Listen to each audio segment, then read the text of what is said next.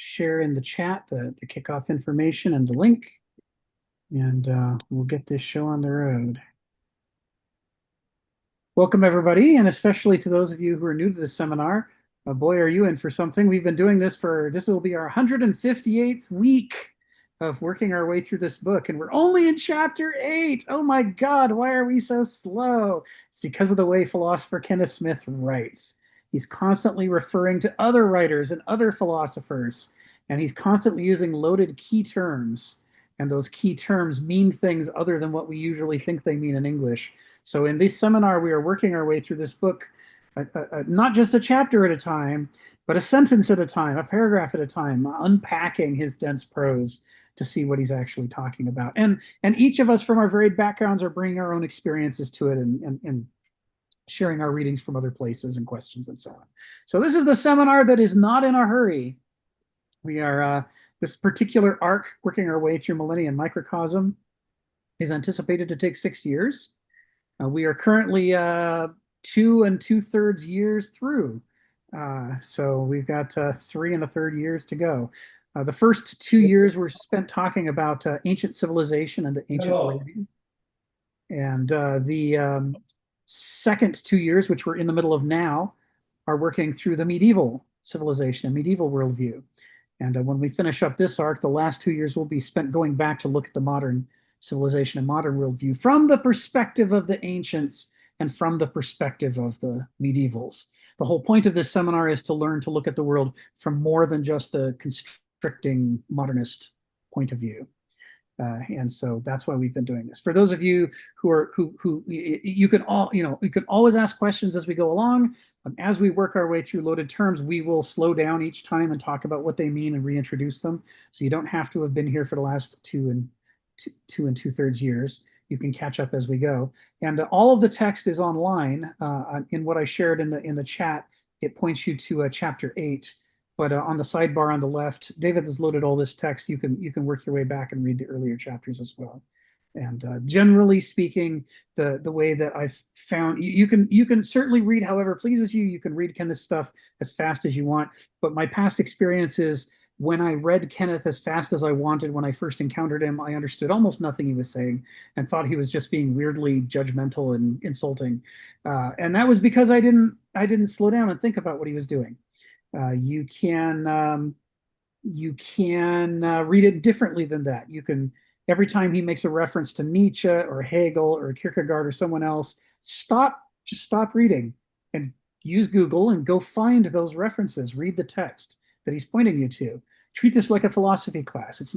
Kenneth was a philosophy professor. He taught at 2 different universities before he retired. He's been retired for like 20 years or something, and now he just does this philosophy on the side with us. And he writes these texts and he sells books and that's his life. So since you have the advantage of a pedagogue, having written this text, you might as well take advantage of it and use it as an opportunity to follow up all of his little choice hints about here's a passage in Kierkegaard that connects to a passage in Hegel and see how it connects to Plato and so on. That's kind of the structure of this thing. So we are now in chapter 8. This is the 4th chapter about the medieval epoch. And we have talked in chapters 5, 6, and 7 about how the medieval epoch, under the Hegelian existentialist model of history, the medieval epoch arose as a revolt against the late Roman Empire, the corruption, the broken promises, how difficult it was to live a human life as the empire ossified and became fragile and began to fall apart. And as part of that revolution, there was not just violence, but there was conceptual violence. They went through, the patristic authors went through Latin and deliberately redefined all of the key, most important terms. What does God mean? What does nature mean? What does free will mean? What does determinism mean? What all of the words, philosophy, all of the virtue, vice, every word you can think of that's a critical, important word in religion or philosophy, they methodically, over the course of centuries, redefined all those terms and they invented medieval Latin. And medieval Latin it took the tool of empire that the Romans had given them and turned it into a tool for a new kind of world. a world that would not be governed supposedly by the first among equals, the man of outstanding character who shall be the emperor. Instead, it was to be ruled by God. And the focus was to build up a population of people who had the capacity to hear God's message and figure out how to share that with the rest of humanity. Their belief being, since men had proved themselves so fickle, so fallible, so corruptible under the Roman Empire, we should not trust in men anymore. But God, as conceived of in Christianity in the early medieval period, is perfect.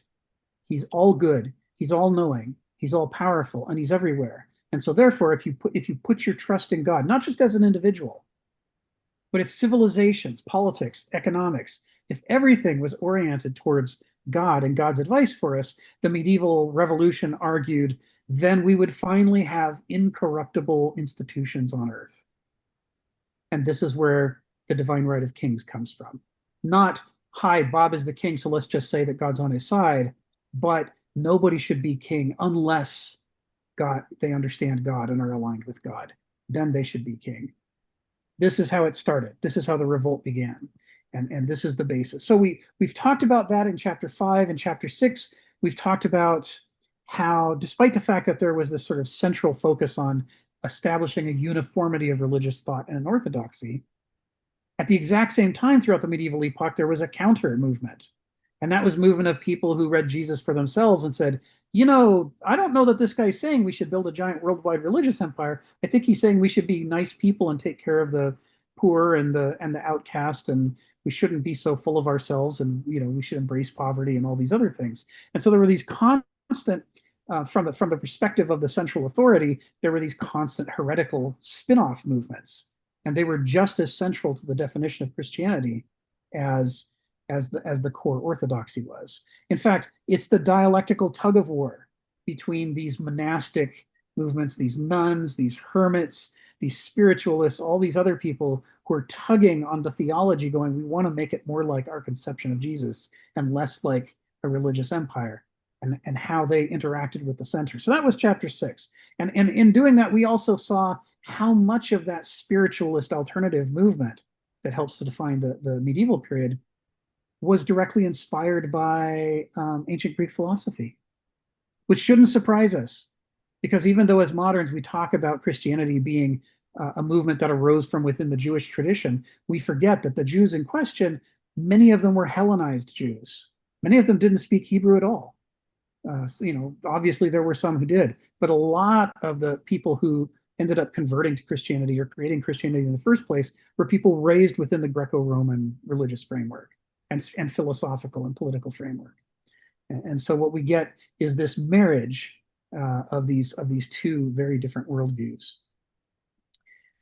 Chapter 7, we talked about hamartia and sin, and the differences in conception between the ancient version of sin and the medieval version of sin. We just finished that last week, the last paragraph 12. So this week, we're starting into chapter 8. We did a little bit of it at the end of last session, but we're going to go back over it and take a new swing at it. This is the chapter about divine teleology, heaven and hell. That is, what is the conception of God and the afterlife? How does that compare in the ancient world versus the medieval world? So it's an interesting point to be joining us at.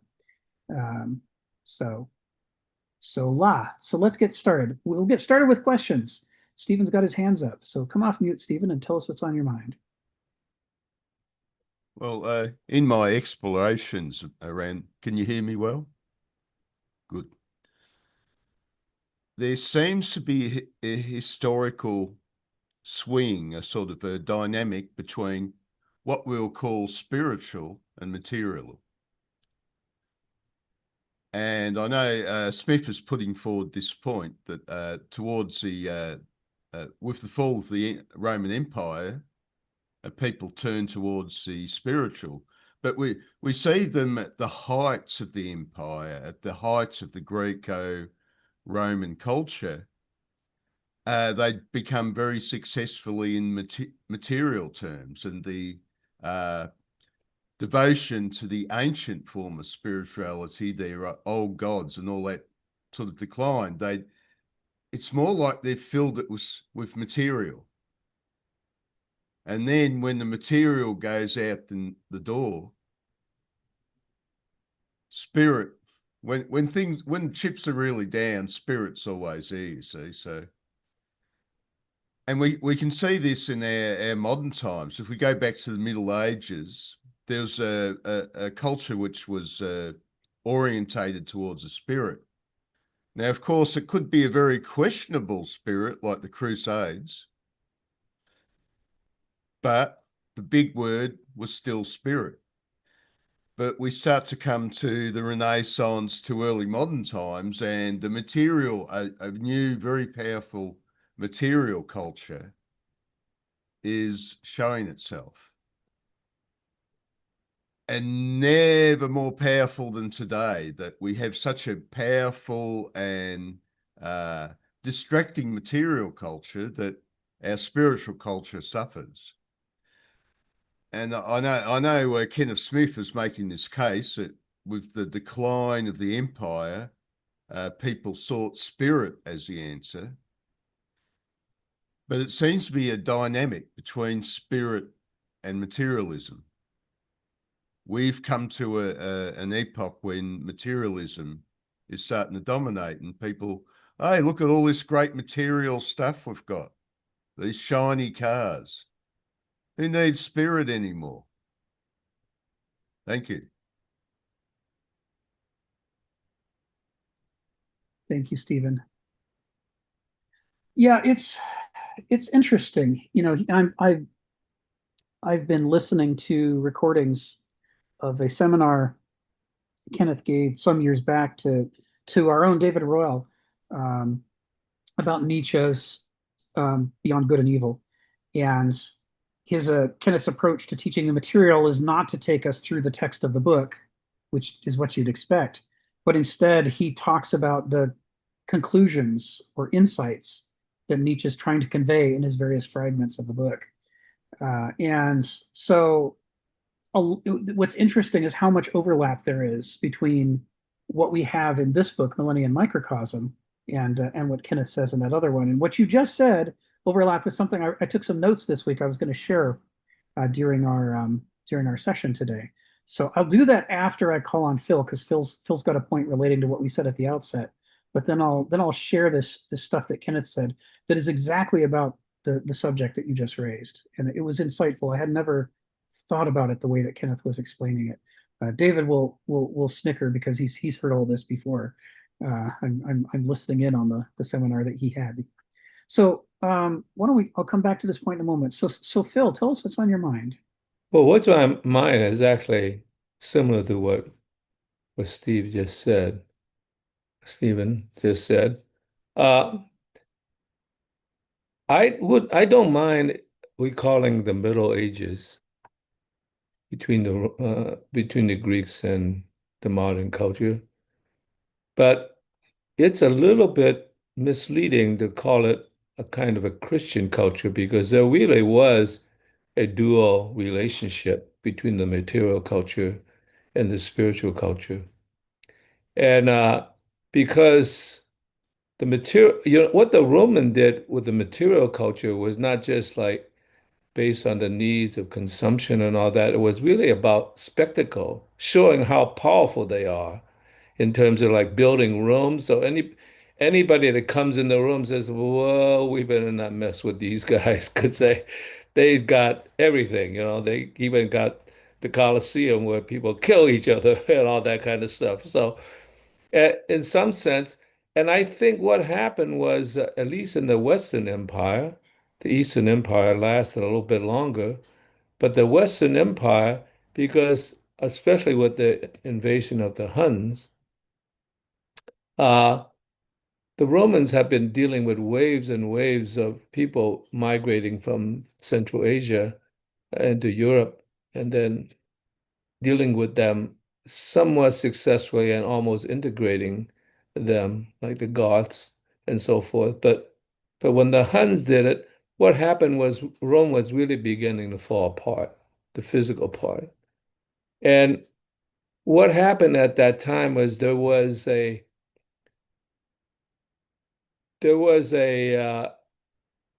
coalition that developed between the Christian church and the Roman Republic, we must also remember that we inherited the republic, not from Greece, although they might have begun that in Plato's laws.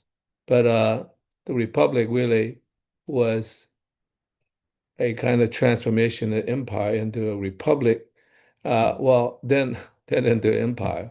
So in some sense, that coalition allow, in a sense, because the Christian church, you see, in some sense, had gone into the hinterlands and integrated to a certain degree with the Gauls.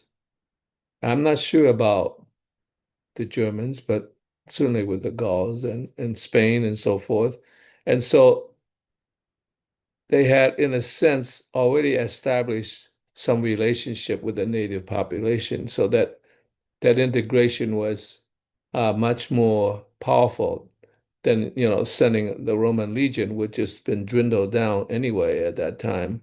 So the duality of that is that you could have both the spiritual and the material culture, and the material culture survive in a sense these kingdoms, in a sense, which really inherited that tradition, and then it emerge into something like the material culture of the markets and so forth.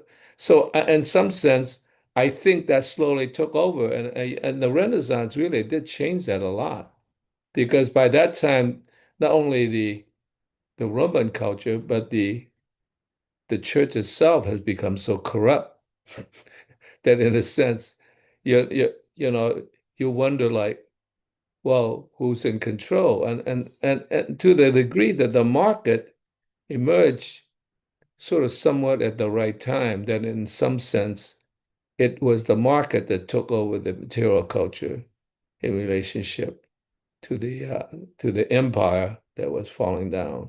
So it was a gradual transition and a unity that allowed them to hold together, uh, uh, almost as if the church was the advance man, and in case they needed the Roman legion to come and help them out because some natives were beginning a little too unruly, then that was good.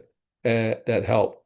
And so in some sense, that's what allowed for the market culture to develop and in some sense retain some unity into the modern era.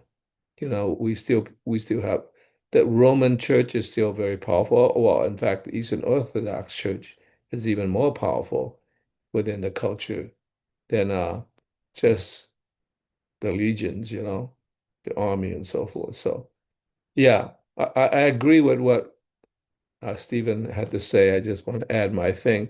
And so in some sense, the transition really was from the Greek culture to the Middle Ages.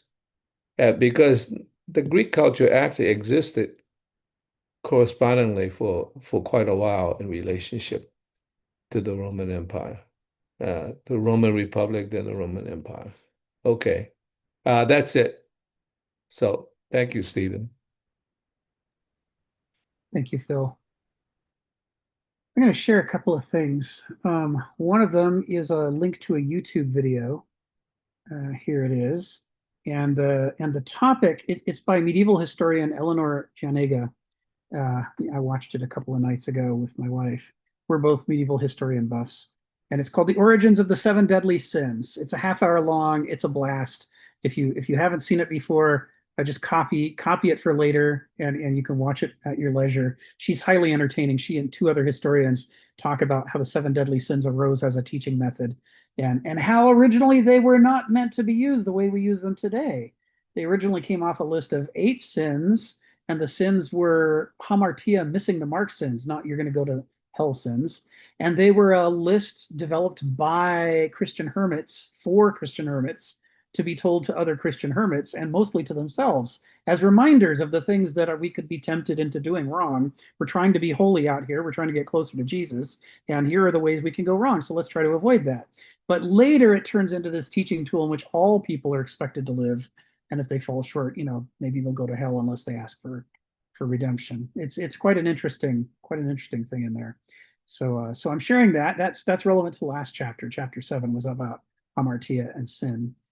And then the next thing I wanted to share was related to what Stephen said, and that's about the road to Canossa. I don't know how many of you study medieval history much, but there's like a handful of dates that if you memorize these dates and what happened and the meaning of them, you get the general outline of the big changes.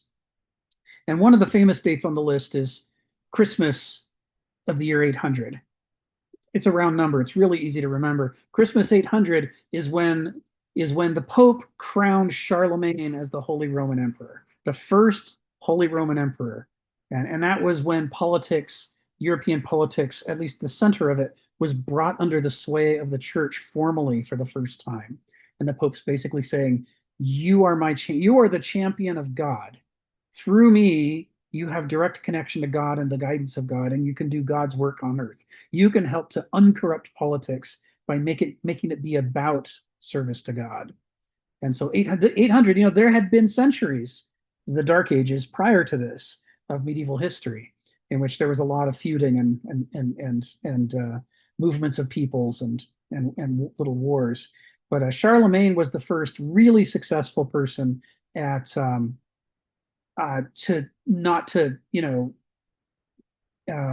tiptoe around the truth, to commit genocide on a wide scale. He sacked pagan temples all over Europe. He famously offered them the cross or the sword. You convert to Christianity or you die. And regardless of which one you do, we're stealing all of your gold, and we're going to give it to the church. Some of it's going to the church, some of it's staying with us. And this is why the church called him the Great, because this was great. We were finally striking a blow against those horrible heathens and spreading Christianity, which was how the medieval world saw its mission from God. The mission from God is to commit genocide on a global scale, to exterminate all other religions and have there be no religion except this one religion. And the reason for this was, again, their mission was to put politics, to decorrupt politics by putting it at the service of God. And it has to be the right God, the real God, not all those fake gods that other people believe in, but the true God that by coincidence we believe in. And so therefore the other religions all have to go, and everybody has to either convert or die. And this was the plan. And 800 was a huge turning point, because they're just the center of Europe, France and Germany and Italy, and that interesting stretch of land between France and Germany that the two are always fighting over, and it keeps changing hands, where my ancestors come from, the Alsace-Lorraine. All of that was finally brought under a single unified political entity dedicated to the church and to God. So that's 800, 1225. Charlemagne, right? Crowned by Pope as Holy Roman Emperor. And then another critical date is 1066. Oh, the Battle of Hastings. Battle of Hastings. Why is this so important? Because it was the end of Anglo-Saxon England. It was the beginning of Norman England. And Anglo-Saxon England still, despite the attempts to unify England, still held a lot of the flavor of Dark Age England. Lots of, England originally wasn't there at all. The English didn't come from England. They came from continental Europe, and the British Isles were Celtic, and all these Germanic peoples, Angles and Saxons and Jutes and Frisians and Geats and others, pushed by forces that were somewhat murky about, they fled continental Europe and invaded the British Isles. And they started doing it while the Romans were still there, and they took over and they set up a bunch of little kingdoms that were all warring with each other, like the period of the Seven Kingdoms in the 600s and 700s. But they just about unified everything when, meanwhile, on the continent, the Vikings have got off their boats and gotten onto horseback. Vikings on horseback with long spears. This is the Normans, and they're just making a killing in Europe. They're just, as the servant of the French king, Rollo has converted the Vikings, and his descendants are taking over what's going to be Normandy. And then he, through the various intermarriages and bloodlines, thinks he has a call on the kingship of England, and he sails all his ships across, and he invades. And he invades right after the King of England has just raced across England to fight a big battle against an uprising. And then he hears that William the Conqueror has landed in the south. So his exhausted army turns around and races to the south, and they battle William, of Normandy, and they almost defeat him. They almost defeat him. This is one of those, anybody who thinks the forces of history are an inexorable guide and that it's foreordained, there's a big plan and it's foreordained how everything's going to come out. You just study history, you see that's absolutely not the case. Harold almost wins, but a lucky shot takes him out through the eye. And then even so, his army holds together, but they're a little panicky now. And so the Normans use a trick against them. They race up and then race away. They race up and they race away. And finally, some hot-blooded junior officer is so tempted by the racing away. He's like, look, they're retreating. Let's go get them. And so he breaks the wall. He breaks the shield wall, and he leads his part of the forces out, where now that the shield wall is broken, William's able to come back with his forces and bust through. As long as the Anglo-Saxons held to their traditional fighting style with the shield wall, William can't make a dent, even with the death of the king.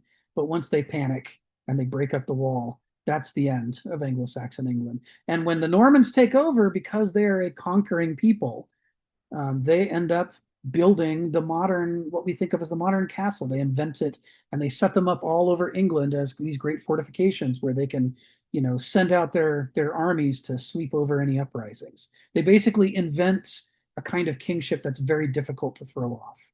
The Saxons didn't have anything of that power.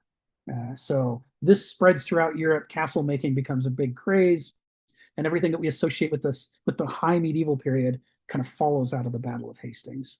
The other reason that the Battle of Hastings is so incredibly important is, having conquered England, he then wants to know what he's conquered.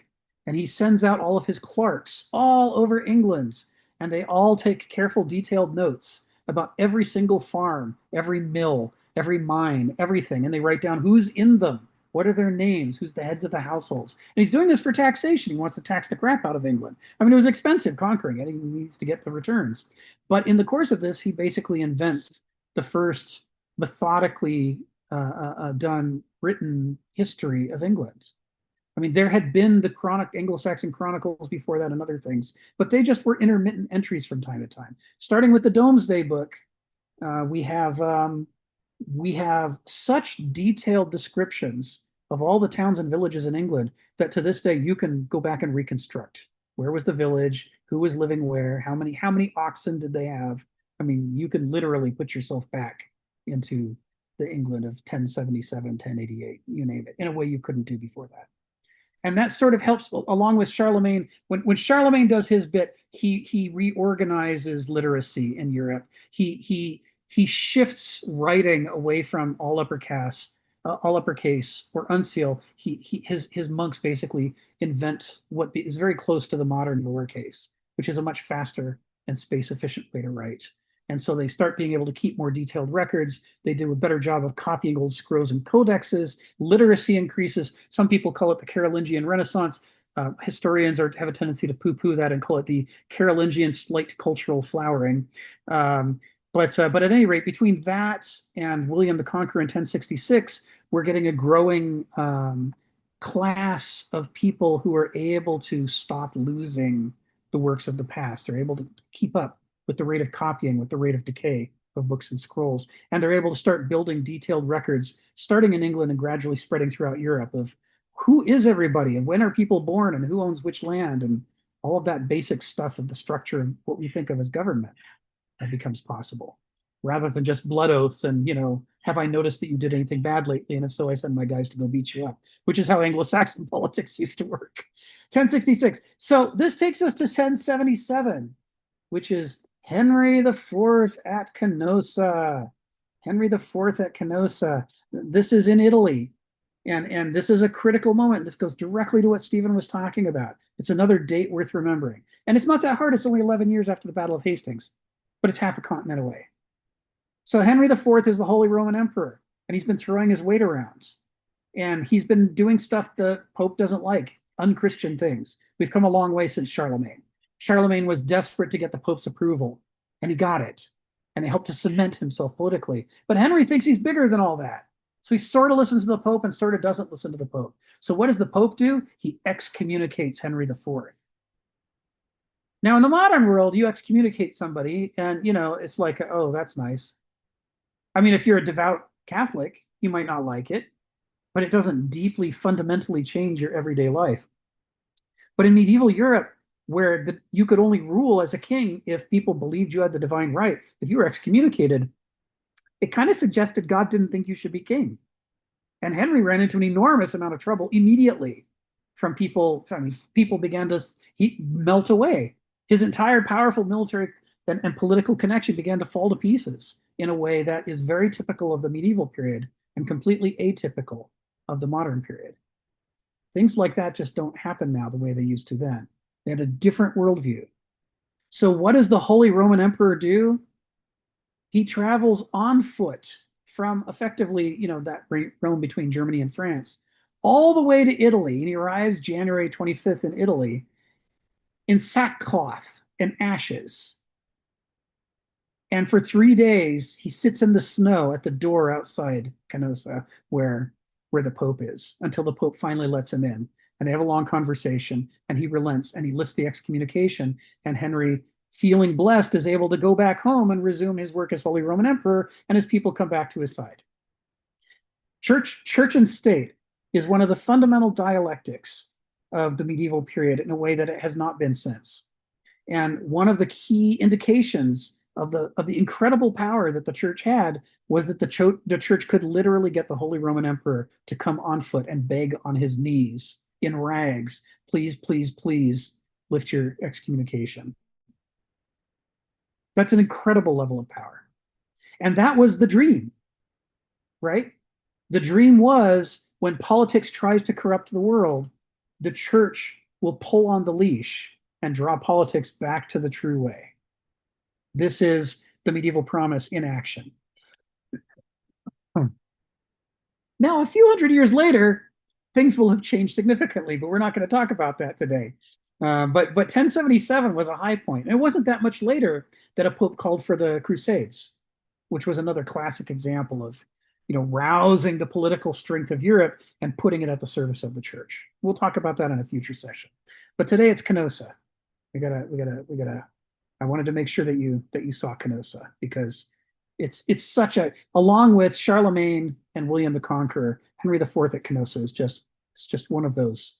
It couldn't be more medieval. It's just, if you're taking the temperature of the medieval period, that's one of the places you want to stick the thermometer in and go, wow, this is different from today.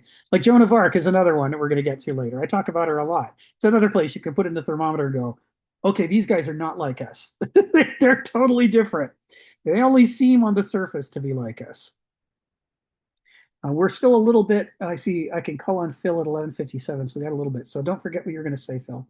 And what I'm going to do now is talk to the thing that Stephen said in order to prepare us for going into the text. And this is from Kenneth Smith's discussion with David a number of years back in Nietzsche Beyond Good and Evil. It's from session 6. Anybody who ever wants to get Kenneth's recordings and hear them for himself, David Arell can put you in contact with Kenneth to get copies of the CDs, and you can listen to them, or you upload them, rip them onto your laptop and listen to them, and they're very interesting. As this is just, somebody could transcribe it and publish another Kenneth Smith book easily. But here's the stuff that he's talking about. He's saying civilizations owe their existence and vital spark to subjective powers of spirit that bring them to life. And this applies to the medieval epoch, right? The material culture of the ancient Roman Empire was seemingly it was so vast and powerful. So many swords, so much armor, so many roads and walls and aqueducts. You'd be like, how could anybody ever topple this thing? And, obviously, the Roman Empire was going to find out. But the material wealth was tremendous. But they were so corrupt, right? They were so corrupt. The spiritual wealth was lacking. And this is the fundamental critique of people like Augustine when they criticize the city of man. They're saying, you have become a hollow doll. You're all chest and muscles, and you're no heart. There's no spirit to you. And when they're saying that, they have somehow stumbled upon a truth that always gets forgotten after an epoch gets going. And that truth is that if you have a profound, deep understanding of the world that can light people on fire, and when they hear it, their lives are changed, and now they're lit on fire, and they want to tell other people too, and they want to work together to make that world come into existence. That flame of the spirit can overthrow whole epochs. And it can't just because you're cranky and you don't like your government and you wish it wasn't there. That's just being a crank. But there are times when an epoch grows so rotten that everybody is suffering the problems. And if somebody comes up with a synthesis, a new worldview that helps to explain how did we get into this mess and how can we get out of it, it can spread like wildfire among the people suffering from the rotten decay of the old order. And this flame of inspiration, and not just to be inspired, but to be motivated, to act, to realize that you don't just have to give up and suffer, you can change the world. That is where new epochs come from.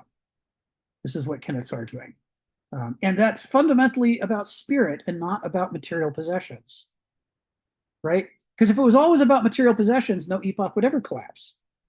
Right? By the time they get to the late stage, they've accumulated so much wealth and power, it's inconceivable that they could fall. There are times in the Dark Ages, the 600s, 700s, and 800s, when illiterate people in England who didn't know any history would look at the great fortifications the Romans had built on the coast when they were trying to keep the Saxons from invading, and they'd go, God, that's so huge. No human being could possibly have built that. There must have been giants here once.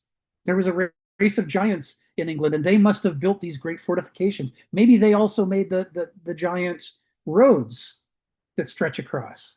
And they had fallen so far from the previous epoch that when they looked around, the wealth and power on display, even centuries later, decaying and falling apart, was so astonishing that they could only think humans couldn't possibly have done that. It reminds me of the way in the 70s there were all these European pseudo-historians who were running around the world, going to Chichen Itza and the pyramids and places and going, well, obviously those brown people couldn't have made any of this stuff because they're too primitive and backwards. It must be aliens. Aliens must have come to Earth and they built all these things. It's the only possible explanation.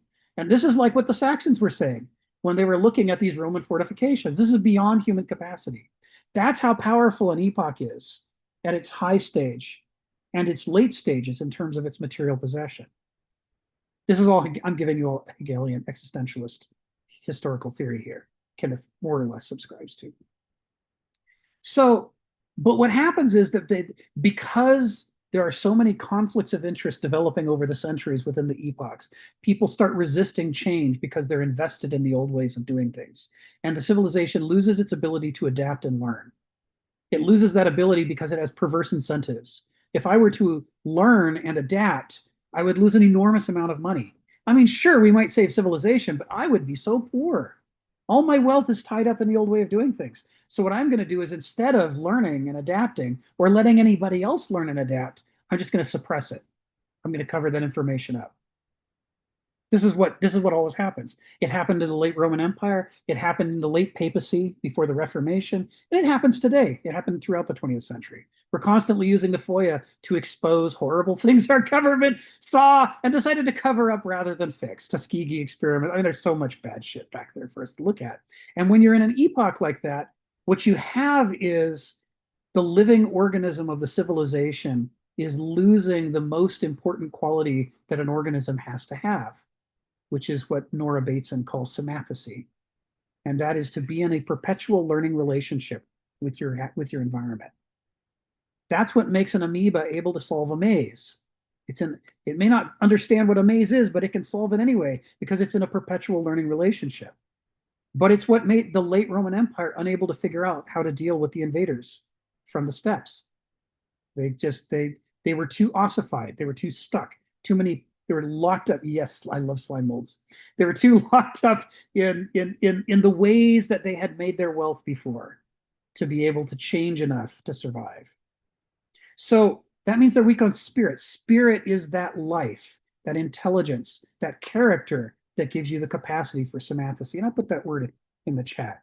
Symathecy. You can Google it. There's an essay called Symathecy, a word in transition. I think it's called a word in progress, and it's where she coins it. She's the daughter of Gregory Bateson, who was big in cybernetics in the mid 20th century, and she's continued his work. So this is almost in some ways a definition of what life is. And Aristotle would agree, and Heraclitus would agree. This is the fundamental thing, and this is what's missing, says Hegel, by the time you get to the late stage of history. And it's the vulnerability, it's the Achilles heel that's going to doom the old epoch. And it's why Kenneth says the new civilization owes its existence and vital spark to subjective powers of spirit that brings it to life. It says, but the tragedy, the irony, is that there is something within that human spirit such that as they proceed to understand the world in the new way and to spread and to gain in power, the success of subjective spirit creates a growing arsenal of objective resources. It's not enough to know what you need to do. If you don't have clean water, you've got to build the aquifers. You've got to dig the wells. You've got to make the water filters. You've got to do the stuff to make it possible to live there. You have to build plows. You need to domesticate oxen and plow the damn field and put the seeds in. It doesn't matter how good your ideas are. If you fail to feed yourself and give yourself clothing and clean water, you're doomed. You aren't going to have a civilization. So these powers of spirit get harnessed into the production of material resources, objective resources. Subjective spirit creating objective resources. And Kenneth says, over time, the focus of the civilization shifts from spiritual constructs, like your new insights into the world, if you're the founding fathers of Christianity in the late Roman Empire. It shifts from that to spiritual obstructs, things that you have materially built and now have to take care of and deal with. And somebody could take it from you. It's an object. It's like the problem with owning a gun. I'm not saying you shouldn't own a gun, but you should know the risk. And the risk is, in the United States, a certain percentage of people who pull out a gun in order to defend themselves find that their attacker takes the gun away and shoots them with it. There's a certain amount of mortality in the United States is literally killed by his own gun when it was taken out of his hand. This isn't an anti-gun thing. This is actually a Marxist thing. It's about the alienation of labor. When you create things, those things have an existence separate from you. They're no longer private, subjective, spiritual resources. They're now shared, objective resources, and somebody can take them. People can own your stuff.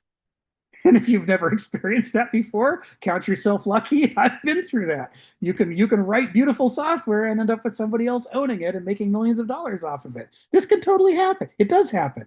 This is almost the basis of the modern economy. And so over time, you get this problem that's growing, which is you are creating this. Phil talks about nature one versus nature two. Nature one being the world of nature without human beings, and nature two being the sort of substitute, pseudo-natural, artificial world that we create for human beings to inhabit. And that world has, hopefully, clean water, clean air. It has farms. It has streets. Houses. We're creating this artificial world that we think is more conducive to our life. But those things, says Kenneth, those things end up not being pure embodiments of spirit. They aren't just constructs of the spirit. They become obstructions. They become things that can be used to oppress you. And if they're not oppressing you, they can distract you. They can be things you have to invest in maintaining. And as your civilization grows and becomes more powerful, your spirit generates more and more of these obstructs until you're living literally in a physical labyrinth of stuff. And that stuff has staying power, a kind of momentum. And if you need to change directions on a quick, you might not be able to do it just because of the momentum of all these stone things you've built. Or you might not be able to do it because of the people who have gotten rich by investing in ownership of all those stone things. And now if you make those stone things worthless, they're going to hate you for it. They'll fight you to keep you from doing it. You start to get these internal struggles. And so what he's saying is this shift that Stephen talked about between materialism and spirit is sort of built right into the structure of human spirit. That to deal with the world, we generate these things that then become impediments. We have to generate them because we need them to survive. But the more of them we make, the more we trip over them and stumble over them and get lost in them, and they get used against us. And this is the high point of a civilization. You look around and everywhere you see are these beautiful cathedrals and castles and all this stuff. But on the other hand, where's Jesus? You know, he's Francis of Assisi's looking around going, how come there's all these poor people and all this money is sitting in castles and cathedrals? This doesn't sound like what Jesus said to do. How could that have happened? Says Francis. And Kenneth's argument is this is the unfortunate, inevitable outcome. And he's repeating Hegel's line, which is that epochs are like organisms.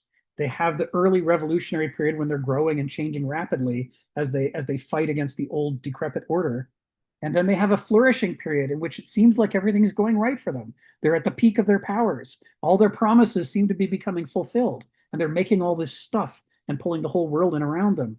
But as that happens, they ossify without noticing. They lose their sympathecy. They become less able to respond to the world, the new world, the changing world, the emerging world, because they're so invested now in the world that they were able to flourish in originally, until they begin ossifying and falling apart. And now they become the biggest impediment to the future. And some new upstart group full of the spirit has to rise up and say, Jesus Christ, you people are a wreck.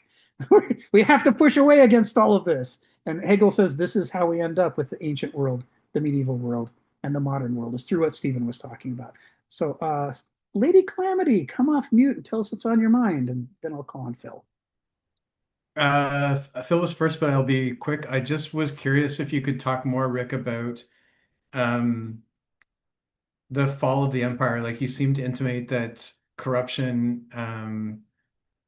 was one of the factors, and like the inability or intractability of people with wealth and resources, I guess, power to try novel things and to change.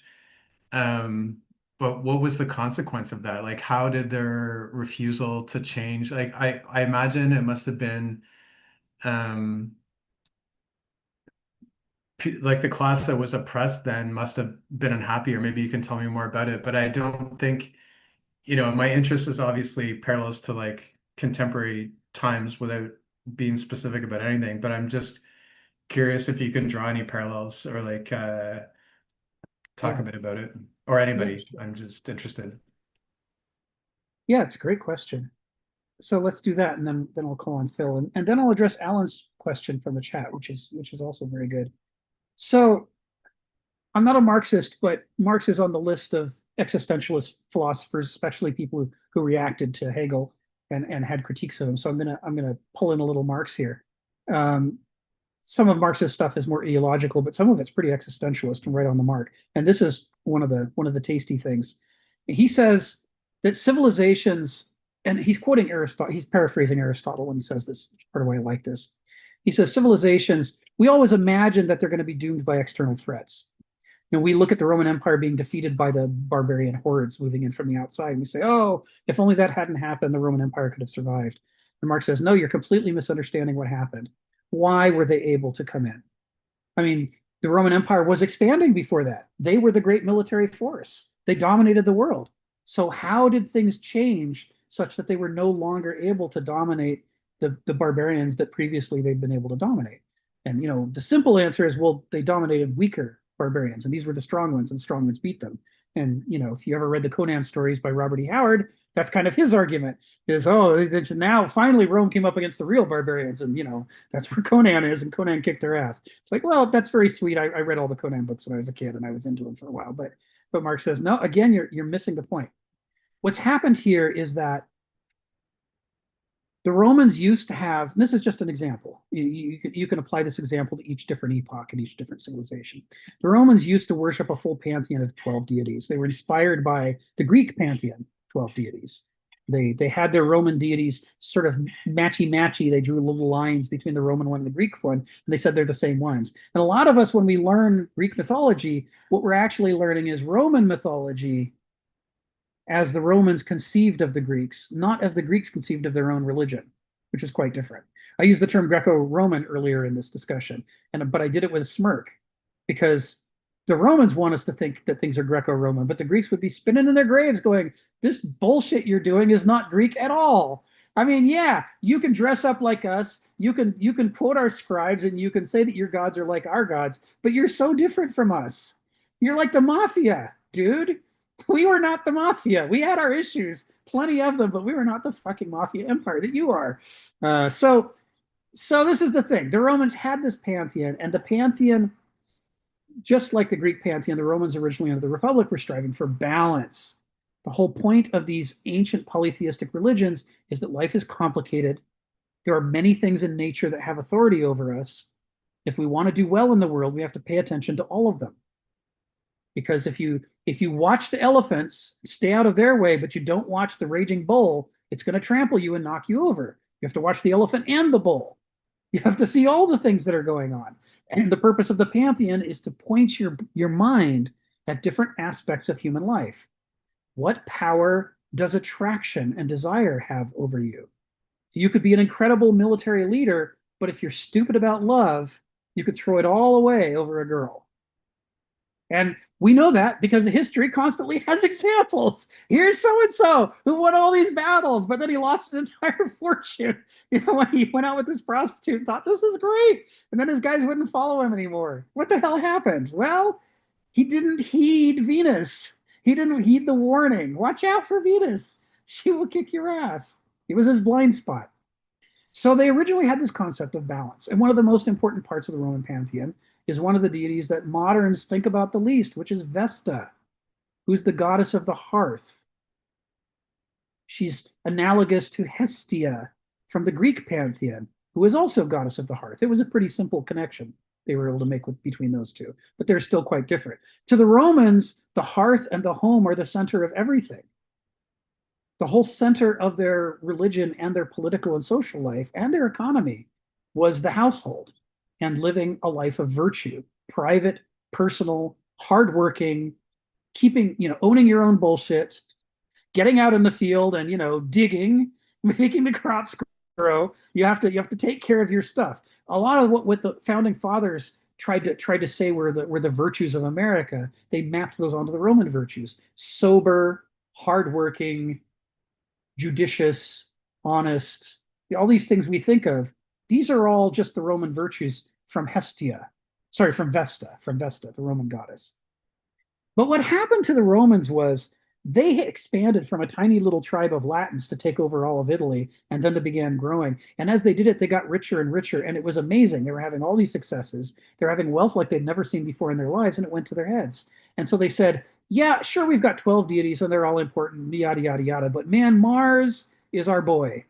Mars is totally on our side. And you can tell because we always win our wars. I mean, we might lose a battle, but we always dedicate ourselves to Mars harder and come back harder, and then we win. Just look at Carthage. They thought they could take us. Ha! We salted the earth. There is no Carthage. There never will be again. It's gone forever. We're that good.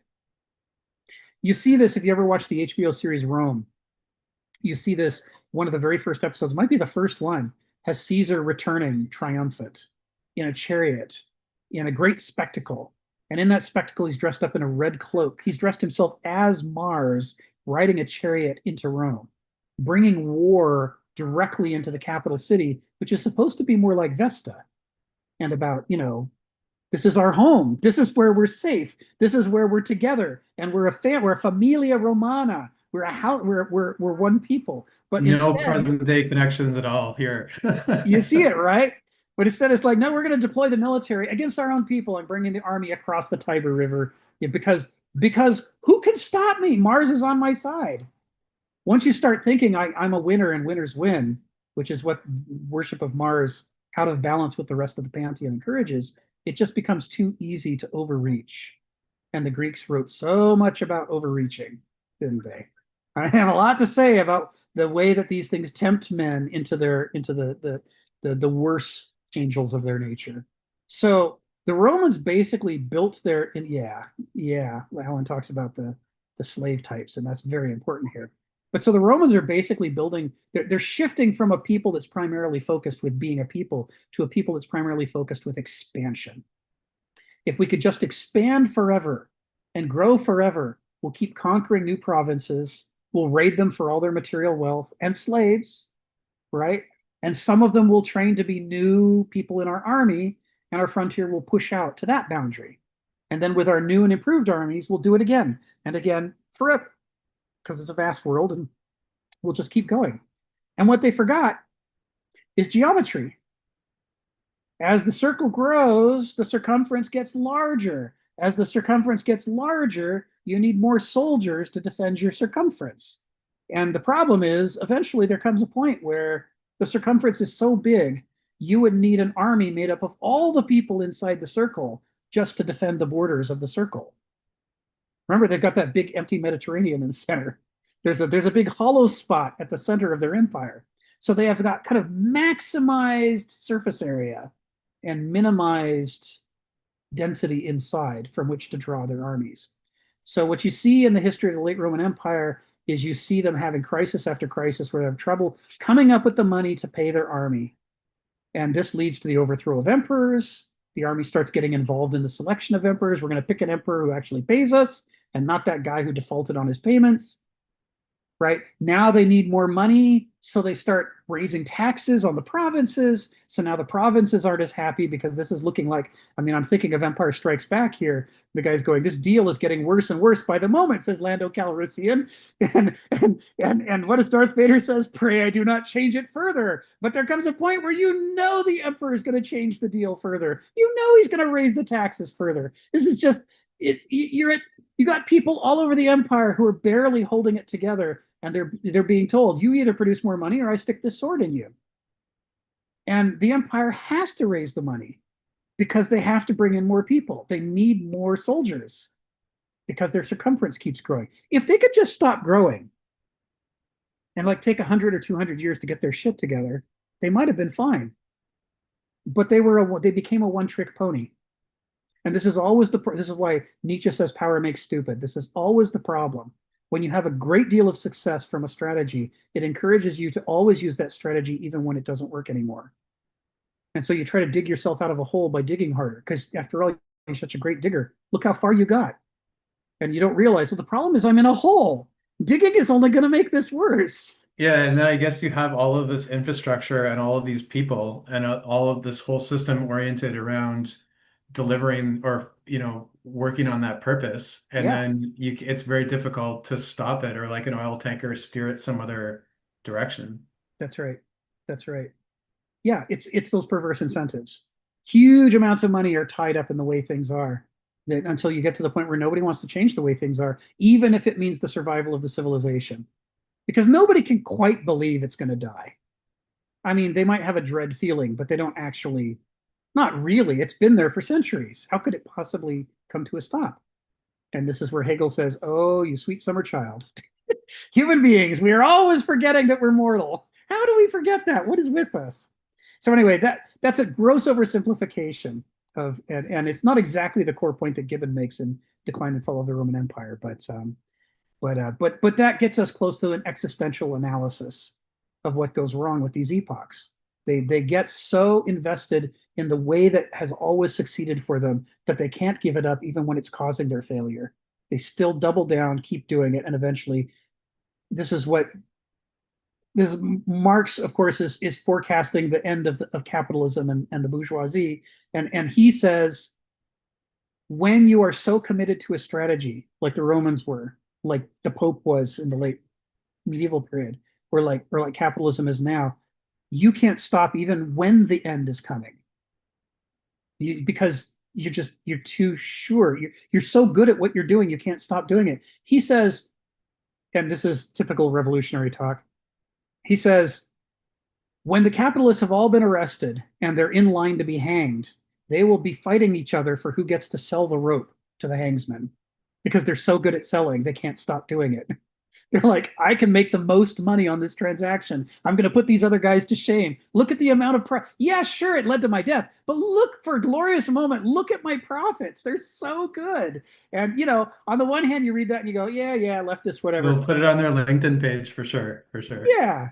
Yeah, okay, typical ideological revolutionary talk. But then on the other hand, you read those emails from the Exxon executives from the 70s and 80s where they're going, I have this uncomfortable feeling that we're causing global warming and it might cause a catastrophe. And then they say, yeah, but the money's so good. They literally say, yeah, it might lead to the downfall of civilization on the one hand, but on the other hand, my God, if we don't make this money, our competitors will. We have to make the money.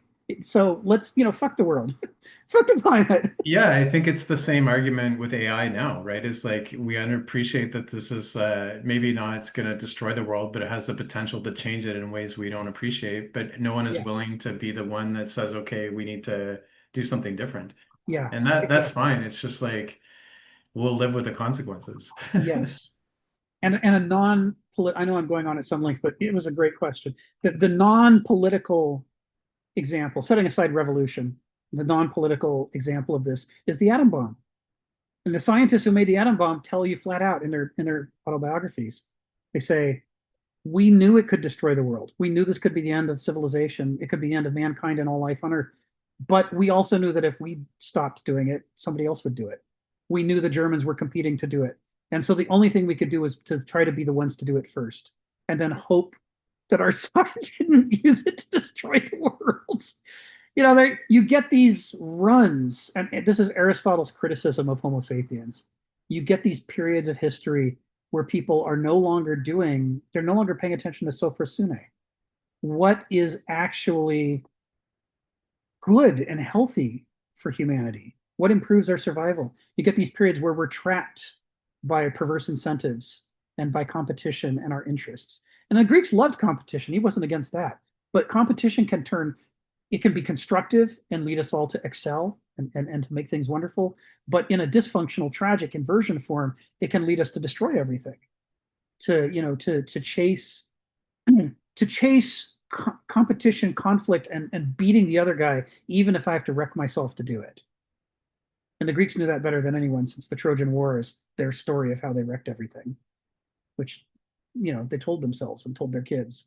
Don't be like our ancestors. Okay, Phil, come off mute. Tell us what's on your mind, and then I'll call on Stephen. Yeah, I'm going to get to Charlemagne later, but I need to start with something that your your talk right now, I guess, spur me into thinking.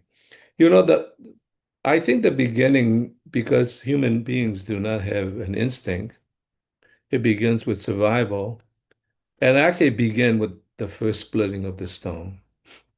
Once we understood that, we begin to understand that our survival really relies on a kind of inventiveness and a kind of technology as it expands. So we've hooked to inventiveness and strategy. But we did that with the splitting the stone because we want to survive. We didn't have great teeth. We can't run really very fast. I mean, we're in a lot of trouble. So in a sense, our inventiveness allow us to survive. And so in some sense, at the bottom of that is really survival in some sense. And in some sense, it carries over into, Econ 2 begin to be about the bottom layer it's actually war. War, you know, you're going to survive, you're gonna have to defeat your enemies, whether that's a lion or whether that's another civilization.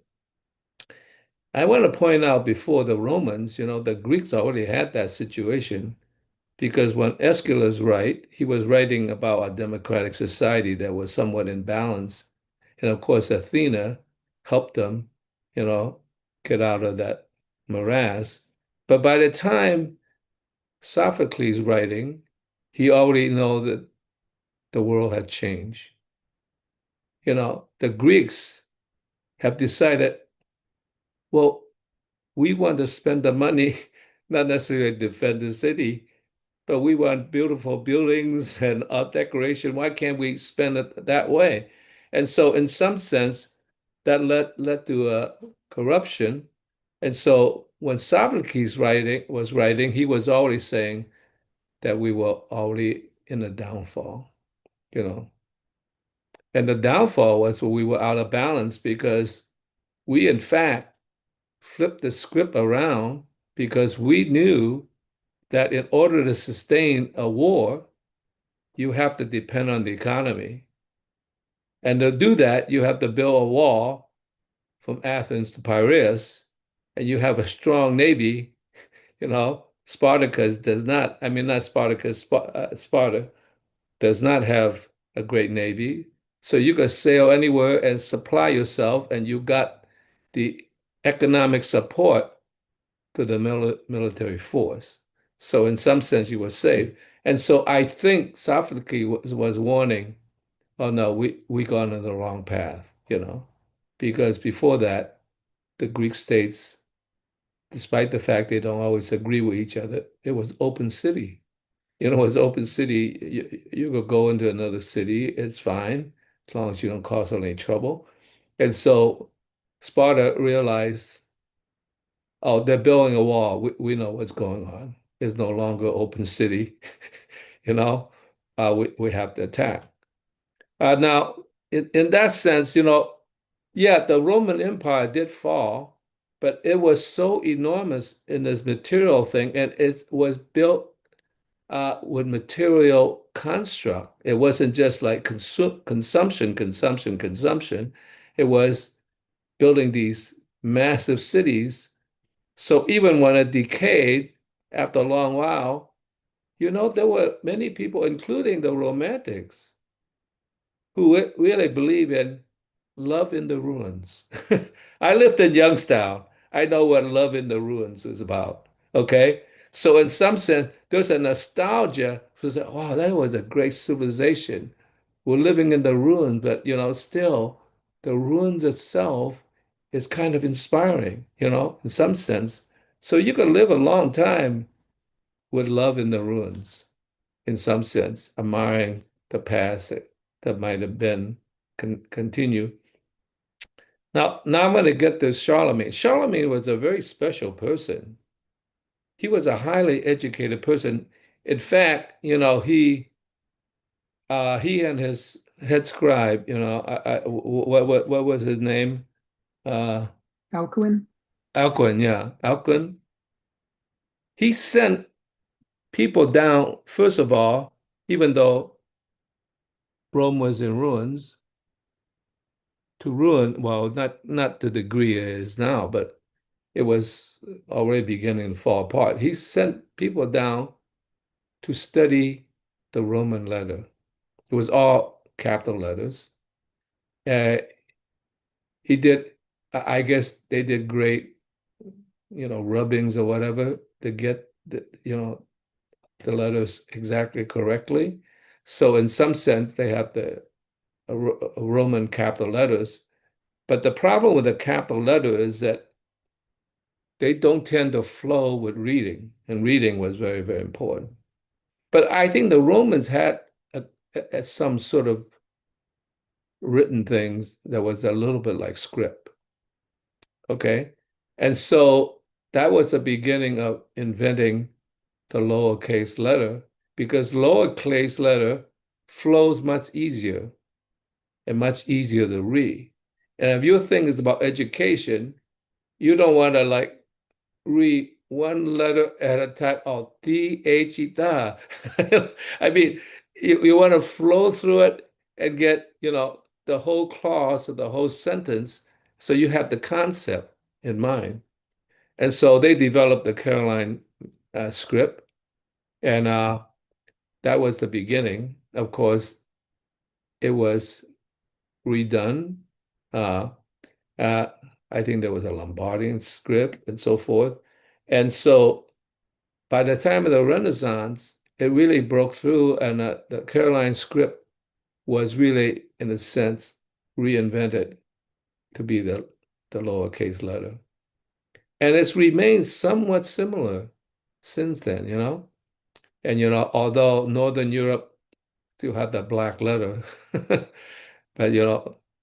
and the Caroline script, I mean, the Caroline script, the modern script that we have now, it's called a white letter. Of course, that doesn't mean reverse type. Oh, look at these white letters. No, it means there's a lot of air and space between them, so they feel light and you float across them.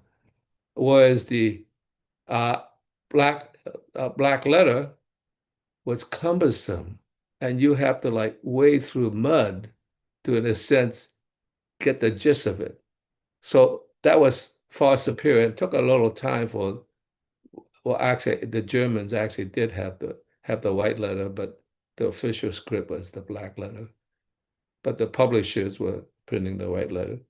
So he was a very educated person, but I think his sons understood that education was not as important as war because that's a bottom layer. But they were wrong. I mean, I think, I'm not sure whether he was the king that did that. When the medieval uh, astrologers or astronomers try to explain, the backward motion, and all that kind of stuff, parallax that happens.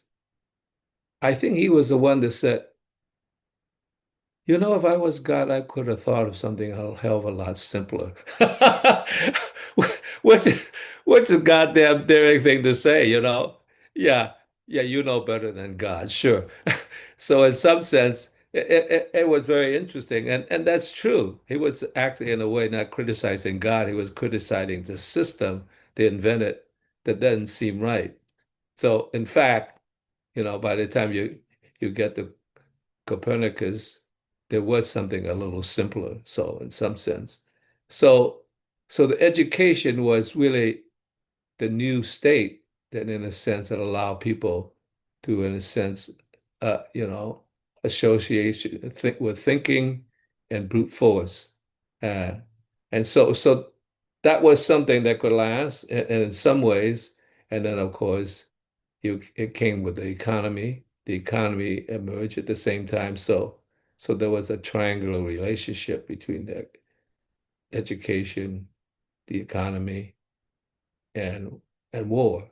And it still exists in this today. I was looking at some videos about the Ukraine war. The Ukraine war essentially was the brute force of Russia versus Ukraine, of course, with a lot of help from its allies, which is also an important thing, that you have to have allies to work on your part. What they're doing is they're strangling the Russian economy. You know, Not only the sanction to slow down the economy, but also bombing the railroads and the roads and the whatever, and the oil factories and the military factories. So destroy the logistics, the movement of the materials, so it can't get to the front. You stop the movement to the front, and that would stop the war because, like, your soldiers maybe are ready to fight. Now they're not ready to fight. They're surrendering, but they were ready to fight, but they can't get the supplies. How are you going to do? Two kung fu against a gun? Yeah, that sounds good. I'm sure the Chinese will say something of that sort, but no, I don't think kung fu is going to go against the gun. So in some sense, that relationship between the economy that sustains the supply lines, that sustain the war effort, is absolutely necessary. So in some sense, we are now in a global situation where we are on the level of economic war. The question is whether it's going to break out into a hot war, most likely in the first island chain, if it does. Okay, that's all I want to say. The relationship between education, the economy, and war, which is the triangular relationship. And we switched that now to, in a sense, we no longer train people to be human beings, which is like what the Greeks were trying to do. We switched to the point we're just educating people to manufacture the goods, train them on a skill. Now, I'm not saying that's not an important thing to do, but you have to first teach people how to be human beings, uh, in order to not make them into essentially machine parts. And now you learn all these skills, you're going to be replaced by AI. So in some sense, you spend your money going to college or whatever, a trade school, to learn all these skills, you're obsolete because automation is going to take over. Without the education on how to be a human being, you're in a lot of trouble. All right, that's it, Phil. Thank you, Phil. Stephen, come off mute and tell us what's on your mind. Yeah, so I've referred to a few times, in the present political circumstances about 20 years ago when I learned how divided the Democrats and the Republicans were. Look, when I was a kid, the two sides of politics bickered, but they didn't want to kill each other. They respected each other. Now they want to kill each other. And when I started to see that, I just opened the history book and thought, well, what does this resemble? The decline of Republican Rome. It sort of began with the Gracchi brothers. You had a century of wannabe Caesars until somebody made it stick. And I thought, yeah, Gracchi brothers. And I thought 20 years ago, gee, I'm so clever. And then, these days, a lot of people are seeing the significance, the parallel with the Gracchi brothers. And then I discovered Spengler had seen it 100 years ago. So I'm not so smart after all. And he pointed out that this current Western civilization Mark II maybe, because there was a Mark I, quite definitely. The Greco-Romans were there before us. And Spengler was pointing out that, a culture, and this is where he's picking up on Goethe, the bud, the blossom, whatever. He said a culture will go through a stage of infancy, youth, maturity, and old age. And he talked about the periods of the Dark Ages as being the infancy of the modern Western civilization. Now, if you had been flying above the English Channel with an angel about 1000 AD, and the angel said, the people around this English Channel in 800 years will be dominating the world. You'd go to the angel, you've got to be crazy. You'd look at China and India and, the Arab Empire, and you go, this is all the glittering stuff. These guys down here, they got nothing but mud.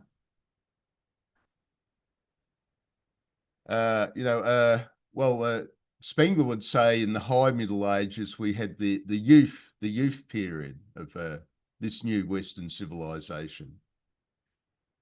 And from about 1500 AD, we have the maturity. Suddenly the Europeans spread out, Chinese emperors looking out. Who the hell are these? He sees all these gunships. The guy said, oh, they're the Europeans. He opens up the book. We did a number on the Europeans. We sent, they're complete dummies. They know nothing. They're the dumbest people on the planet. What are you talking about? And of course, and we saw the spectacular mature phase of this modern Western civilization. He said up until around 2000 AD. And he predicted, in his book, Decline of the West, that the West would start to have a Caesar.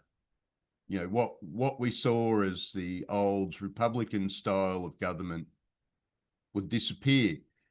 And we'll be entering the old age of culture. Now, the old age of the Greco-Roman culture is what we think is the most spectacular, the most materialistic phase is old age. From Emperor Augustus onwards, we'd think, oh, that's absolutely magnificent. But Spengler'd say, oh, no, let's go back to Aristotle, let's go back to Plato, Pericles, and maybe even Alexander the Great. This was this culture at its very best. What eventuated from Augustus onwards was a big tombstone. It looked good. It was made out of marble, but it was a tombstone. And this is the thing. I remember John Worry in his book on ancient culture said, you know, talking about the whole conspiracy against Julius Caesar. We've got some of the most famous and intelligent men in history, the intellectuals, the heights of intellectuals. But as John Worry said, when they assassinated Caesar, these were extremely stupid men. For 100 years, the Republic's been falling apart. And they were still referring to the Constitution, how on that they'd been trampling it for 100 years. And they still were fighting on constitutional principles when they assassinated Caesar, only to have another civil war, only to have Mark Antony go out and slaughter them. And this is a bit like the intelligentsia of the West today. They're always looking backwards. They don't get the lesson of history, that things can happen that you don't believe will happen. I mean, nobody fights a war on the idea that they're going to lose, but one side usually has to lose, and it may be you. Thank you. Thank you, Stephen. It reminds me of the point historians make that one of the fallacies of generals is they go into each war prepared to fight the way the previous war worked, but everything's changed since then. And so it ends up being disastrous. And this is how in World War I, you have these generals marching lines of troops into machine gun fire, and they're just getting mowed down line after line after line. But the generals can't believe it's happening because this would have won in the previous war. This would have been the right strategy. So they just keep sending them out. And so an entire generation in Europe is lost. And the war, the end of the war comes about partly through attrition on all sides. Everybody just loses the capacity to fight. Is horrific. This is what jumpstarts Paul Valéry in his remarkable career as an essayist and critic of modern civilization.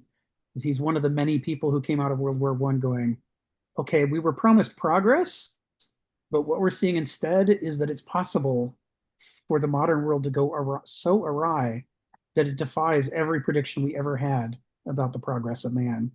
The behavior that we're seeing is inexplicable according to the tenets we were raised by.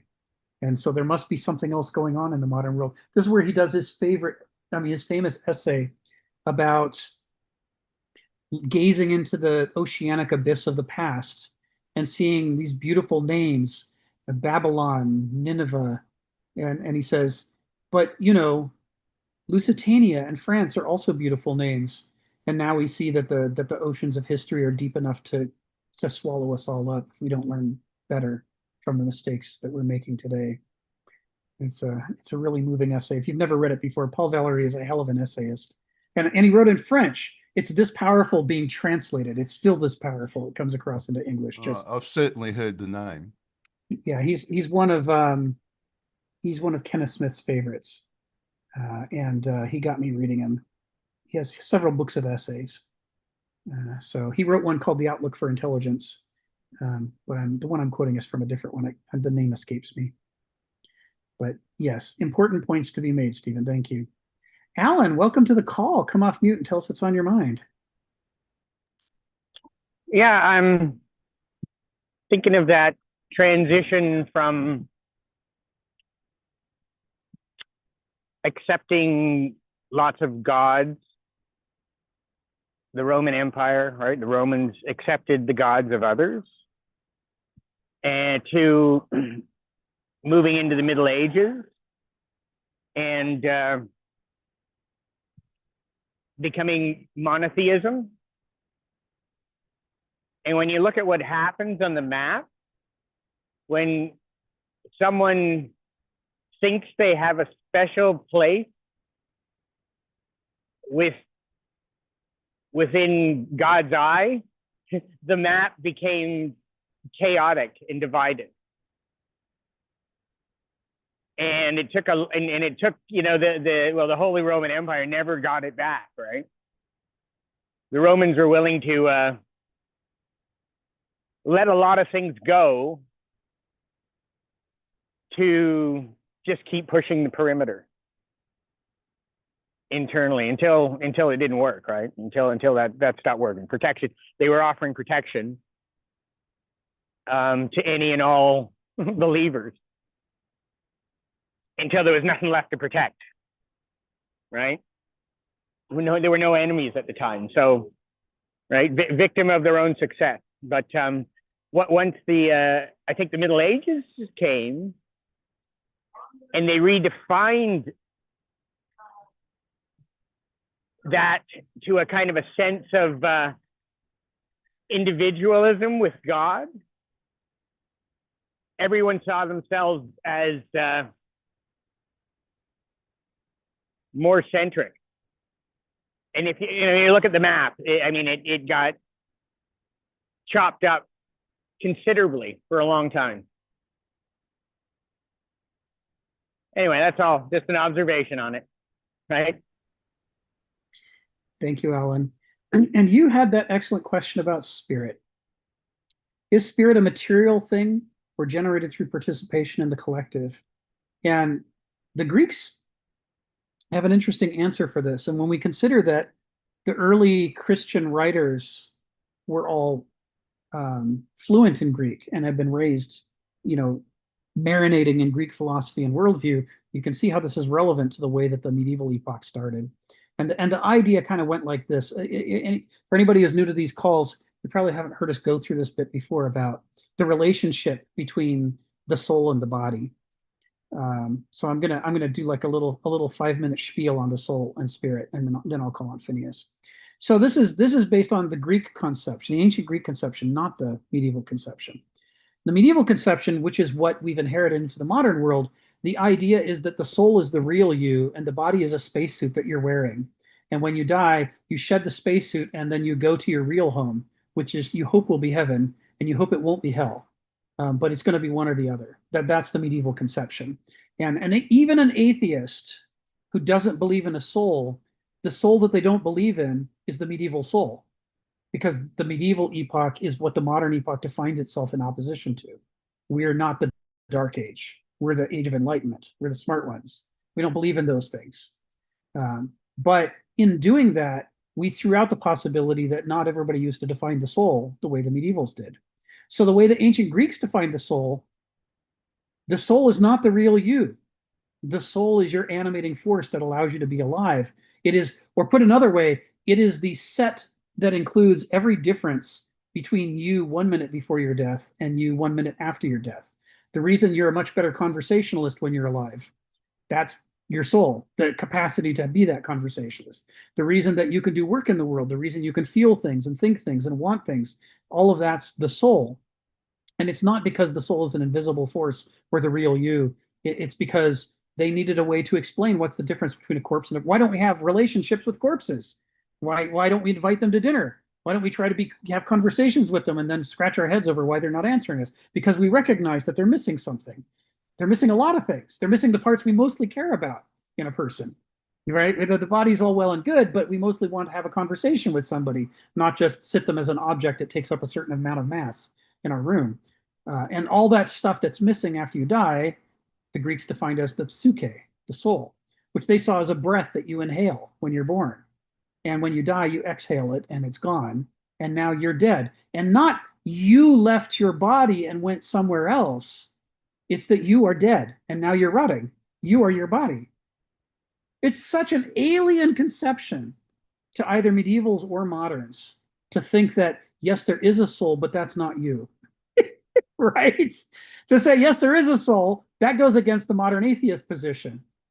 And to say, and by the way, the soul is not you, that goes against the medieval position. The idea that there could be a coherent worldview that appalls both the medievals and the moderns when it comes to the nature of the soul is almost, as long as we think in the one-dimensional, struggle between ourselves and the medieval worldview, it's inconceivable that there was this other way of looking at the world. So the other way of looking at the world was important because for the Greeks, the soul it's not some kind of supernatural energy force. It is your natural behavior and thoughts and activities. It's like a song that your body sings when your body is healthy.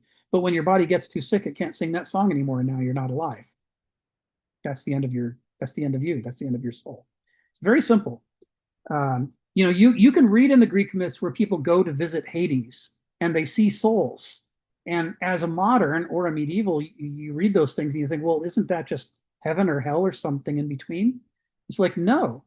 Because remember, when Odysseus wants to ask for guidance from the souls of the dead in Hades, he can't just ask them because they're not a person. They're just weird twittering little shadows. They're like recordings of the life. He has to give blood and feed the blood to the spirit of the person he wants to talk to for it to have enough materiality, enough bodiness that it's capable of thinking again and not just being a recording, because it's not a person.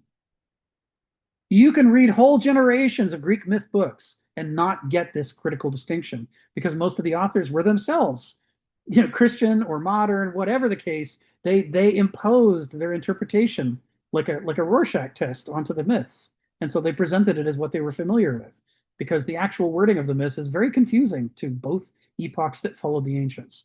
So why do they talk about this? Well, first of all, it's important to know what the difference is between alive and dead. That's why they have the word psyche. But second of all, because the Greeks believed in a world not of things, but of organisms.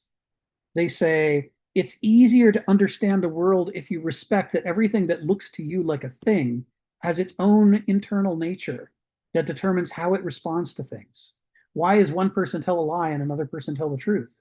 Why is one person an alcoholic and the other one can have a drink and it's not a problem? You know, why is one person always a con artist? You know, all these things, they say they come from inside of you. And the name for the thing inside of you that it comes from, the Greeks say, that's your nature. We get the English dual meaning of the word nature. There's a nature around us, but there's also a nature within us. And even a stone has a nature. You know, a ripple moving across a pond has a nature. To the Greeks, nature had both of those meanings. And when they're specifically referring to the nature within you, they called it your ethos. Ethos. I put this in the chat. Ethos. And that means character. It means character.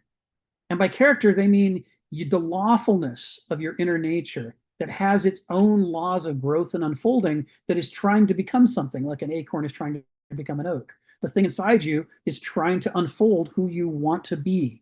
You may not even know that's who you want to be, but your ethos wants to be that. And it wants to guide your behavior and your notices and your feelings towards becoming whatever that is. That ethos is at work in you. And to describe that, they use several different metaphors, and one of them is the soul, the psyche. So your ethos is stamped onto your soul and gives it its specific character, and it's why it's your soul. It's why it's your soul and not somebody else's soul. So it wants the things you want. They sometimes also refer to it as a daimon. Right? These three words, psyche for soul, daimon for a little god, and ethos for character, are all very closely related in this Greek conception of the world. A daimon is like, you know, when you think of spirit religions, Shinto, you think of, you know, Native American religions. Every wolf has a spirit. Every tree has a spirit. Every waterfall has a spirit.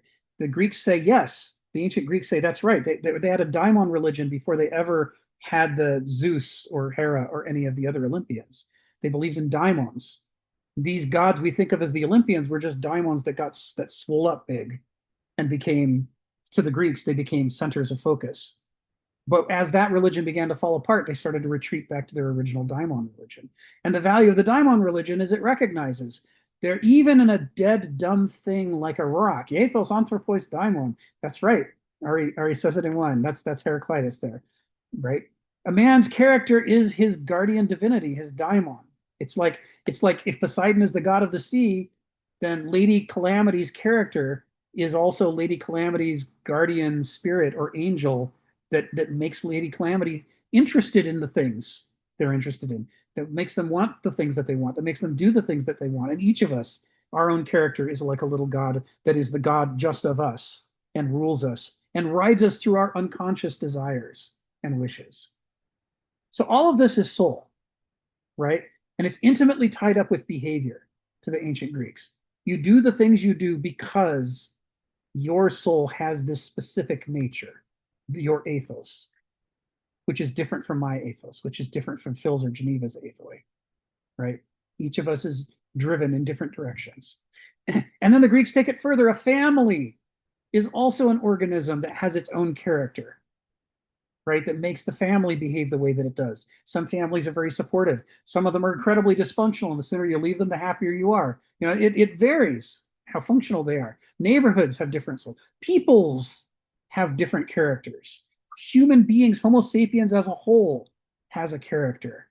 The Greeks just keep doing this. They say the cosmos is organisms within organisms within organisms within organisms, all the way out until cosmos itself, which we translate as universe. Well, I should say we mistranslate as universe. To the Greeks, that is the organism of the whole universe. So it's not just a place full of stuff like it is to moderns. That's where we go for our lumber and our bricks. To the Greeks, it's like, no, all of these things are interrelated and they're all interacting with each other and they create the whole. Just like your organs and cells in your body create you from moment to moment through their metabolism. So spirit in this ancient Greek conception is all of this realm of psyche, daimones, ethoi. It is your identity, it is your longings, your desires, your unconscious, your feelings, your thoughts, what you notice and don't notice, the laws of unfolding within you that you may not even be aware of, how you've become someone different than who you used to be, how you're going to become someone different than you are right now, whether you know it or not. All of that stuff is the realm of spirit, as opposed to the realm of matter, which is when you die, you lose your psyche, so you're not alive anymore, but you've still got a corpse. That's your body. That's the realm of matter. Another way to put it is, if you want to understand an Olympic track runner, a champion, a gold medalist, you can't just shoot him in the head with a gun and take him to your lab and weigh him and say, well, I now understand what it takes to be an Olympic track runner because you have to weigh this much. That's focusing on the realm of matter. But the things that he did or she did that made them able to run like that made them interested in those things to begin with, the lifetime of training, all of that is the realm of spirit to the Greeks. By spirit, they don't mean supernatural. The hardest part for us to get is that they were not medievals and they're not post-medievals. They don't mean supernatural. They mean natural. It is naturally true that things have behavior. And all of the things associated with that behavior constitute what they mean by spirit. Does that make sense, Alan? As a concept, I saw you came off mute for a moment. I didn't mean to talk over you. Oh, it's okay. No, it's okay. You were at the time you were talking about the transition of the Roman Empire to the medieval, and what I was thinking was in the church. So what happened is they were saying the Roman Empire was corrupt. It was, out for materialism, out for, right? That was it. So they rejected that. And in its place, they looked to the spiritual things. Yes. The church. Yes. And the question was around, okay, did they see that you're a body of believers, which is where the spirit is, or was it something that could be accumulated? Could they accumulate godly spirit like they would accumulate material wealth? That's the question. Yes. I think I know the answer. But I don't know if it's written. I think they believed that they could accumulate, because if the church would come and make someone a king and say this is the Spirit of God is imbuing them with this power, right? With this position, then it was a thing that was material. So what they traded was the accumulation of material wealth for the concept of the spirit that was now a material thing that could be built up. Yes. But they were the judges of it. The church was the judge of whether you were actually accumulating things, and that was their power. Yeah. That was the power that they influenced over people. A person couldn't know themselves if they were doing what the gods wanted. They had to rely on the church, which ruled it over them. That's just me thinking extemporaneously here.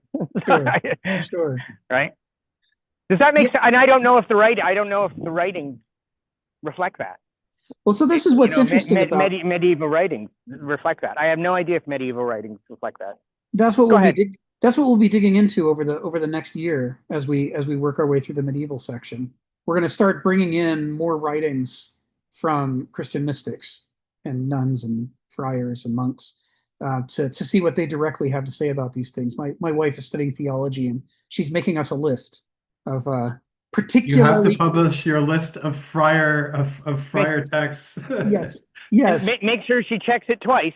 Yes, exactly. I mean, who are this especially really trippy writers who had the wildest ideas, but who the church decided not to burn? So they're like, there's too many people behind this person. We can't burn them. We'll make a new monastic order. Fine, Francis, you're in charge of a monastic order. Go away. Leave us alone. Go do your poverty thing. And so we'll talk about, what did Francis have to say? What did Clare have to say? And so on. But at the part we're in this first year, we're mostly talking about the transition into the medieval period and out of the ancient, because part of what we want to do in this course is get to where we can modulate back and forth between the ancient perspective on something and the medieval perspective on something. And to make that work, we're spending a good long time doing comparison and contrast. You can see he's doing it here in chapter 8. He starts out talking about the Greeks again. In theory, we're in the medieval section. But in practice, he's taking us back to the Greeks to say, in effect, you remember how we talked about this aspect of the ancient world. And then he sets us up saying, now here are the things that had continuity into the medieval era, whereas here's the things that changed in the medieval era. And by doing that, we can start to see how the medieval worldview is different and start to figure out how we might put it on. So one of the big parts about this that the ancients are inheriting, Gilbert Murray talks about this in his book, 5 Stages of Greek Religion, which I will at least put the title to. It's one of Kenneth's favorite books. Gilbert Murray was one of 3 classicists in the early 20th century who studied anthropology and Nietzsche and came out with a bold new way to look at the Greeks. They were called the Cambridge Ritualists, and they wrote some incredible books. Gilbert Murray's 5 Stages of Greek Religion takes us all the way back from the original ancestor worship and daimon religion through the Olympian religion, and then eventually into its collapse and the shift to Christianity. And he talks about how and why this happens. So it's incredibly good reading for this middle section of Millennia and Microcosm, because it's right on the trend. It ends up going right across the transition from ancient to medieval. But one of the things that they talk about in there is how by the late stages of ancient Greek society, they were having a crisis of faith in their old religion. And the reason they're having that crisis is their world was falling apart. I mean, they were doing it to themselves. They couldn't stop fighting. I shared up above a link to a Nietzsche essay on the Internet Archive called Homer's Contest. And it's one of the most insightful things Nietzsche wrote about the Greeks. And this is the part where he talks about how the Greeks couldn't stop fighting. And so they invented the Olympic Games as a way to turn conflict into contest. And maybe competition could be changed from destructive competition to constructive competition. So similarly, here we're talking about this loss of faith because they couldn't stop fighting. They were tearing their own world apart. And they began shifting from the idea that if character is fate, as Ari shared above with ethos, anthropoi, daimon, if character is fate, originally that meant that you had a duty to cultivate your character into something better. Because if you change your character, you can change your fate. So you should change your character. Learn where its strengths are, learn where its weaknesses are, cultivate on the weaknesses, and you can become a new person within the limits of your biology. This was core to the ancient Greek religion. But by the time you get to the late Hellenistic stage where they're losing faith in everything, they start to change to fortune telling. They want to have people tell them whether they were lucky enough to be born with a good daimon or a bad daimon. Am I going to be a lucky person that good things happen to, you daimonia, or am I going to be an unfortunate person who's a sad sack and things always go wrong for me? dysdaimonia. And this is a huge distortion of the original Greek concept. The original Greek concept is eudaimonia, means that your character guides you in the direction of sophrosune. It points you at the things that you ought to be concerned with if you want to live a healthy life. Whereas dysdaimonia means that your character it lacks sophrosune, and it points you in the direction of interests that tear yourself apart, vices, or looking away from things that you need, not paying attention to them, and focusing on distractions. It was all about sophrosune originally. That was what eu versus dys meant in this discussion of eudaimonia and dysdaimonia. But by the late period, they turned it into, they just did astrology. Look at my chart, tell me if I should even bother. Am I lucky or unlucky? Should I just give up now? And that led to a couple of things. First, it led to a salvation, a preference for salvation theologies. Somebody save me from my own bad character. I'm a mess and I can't fix it. Somebody fix me. And if you read the New Testament, you will see depictions of Jesus driving out demons. Those demons, remember, this isn't being written by Hebrew-speaking Jews. This is being written by Greek-speaking Jews who are immersed in this old worldview. And the Roman Empire in the late stages is giving them no reason to hope for the future. So they're looking for an escape. And the escape they look for is spiritual for this specific reason, which is, if our world sucks, then it's because we have bad character. And if we had bad character, now they've given up the idea of anthropoculture, of cultivating their character. If we have bad character, then we're screwed. We're just, oh, well, it sucks to be us. And along comes Jesus, according to the Gospels, who says, I can drive out the bad demons, i.e. the dysdaimonia. I can drive that out of you and replace it with the Spirit of God, who is all good and all knowing and all perfect. God's Spirit, through the gift of grace, can be lent to you so that you can have a better spirit than you would have had left to your own devices. And as they're losing faith in the ancient promise that people of good character ought to govern, what they're seeing is everybody's character seems to be corrupt. The idea of, let's just get out of all these bad characters and replace all of them with some tether to God's good character, it starts to look like a viable solution. It seems to them a more plausible solution than anything else anybody has offered. And it becomes the lifeline that leads to the creation of the medieval concept of divine right of kings and all the rest of it. If you've ever seen those billboards sometimes that churches put up around the city that say, got God, or that man needs to get some Jesus in his life. And it's like, this is what they're talking about. The solution to your bad character and the bad life that results from it is Jesus will drive out the daimon and replace it with, you'll become an empty vessel for the Spirit of the Lord. So this is a way in which spirituality is related to all this stuff. And in the medieval conception, it means that the purpose of the material world is to serve good spirit. That's the only way we can make a paradise on earth. So I know I'm just summarizing a vast amount of medieval theology here, but it had to happen at some point. Phineas, come off mute and tell us what's on your mind. Welcome to the call.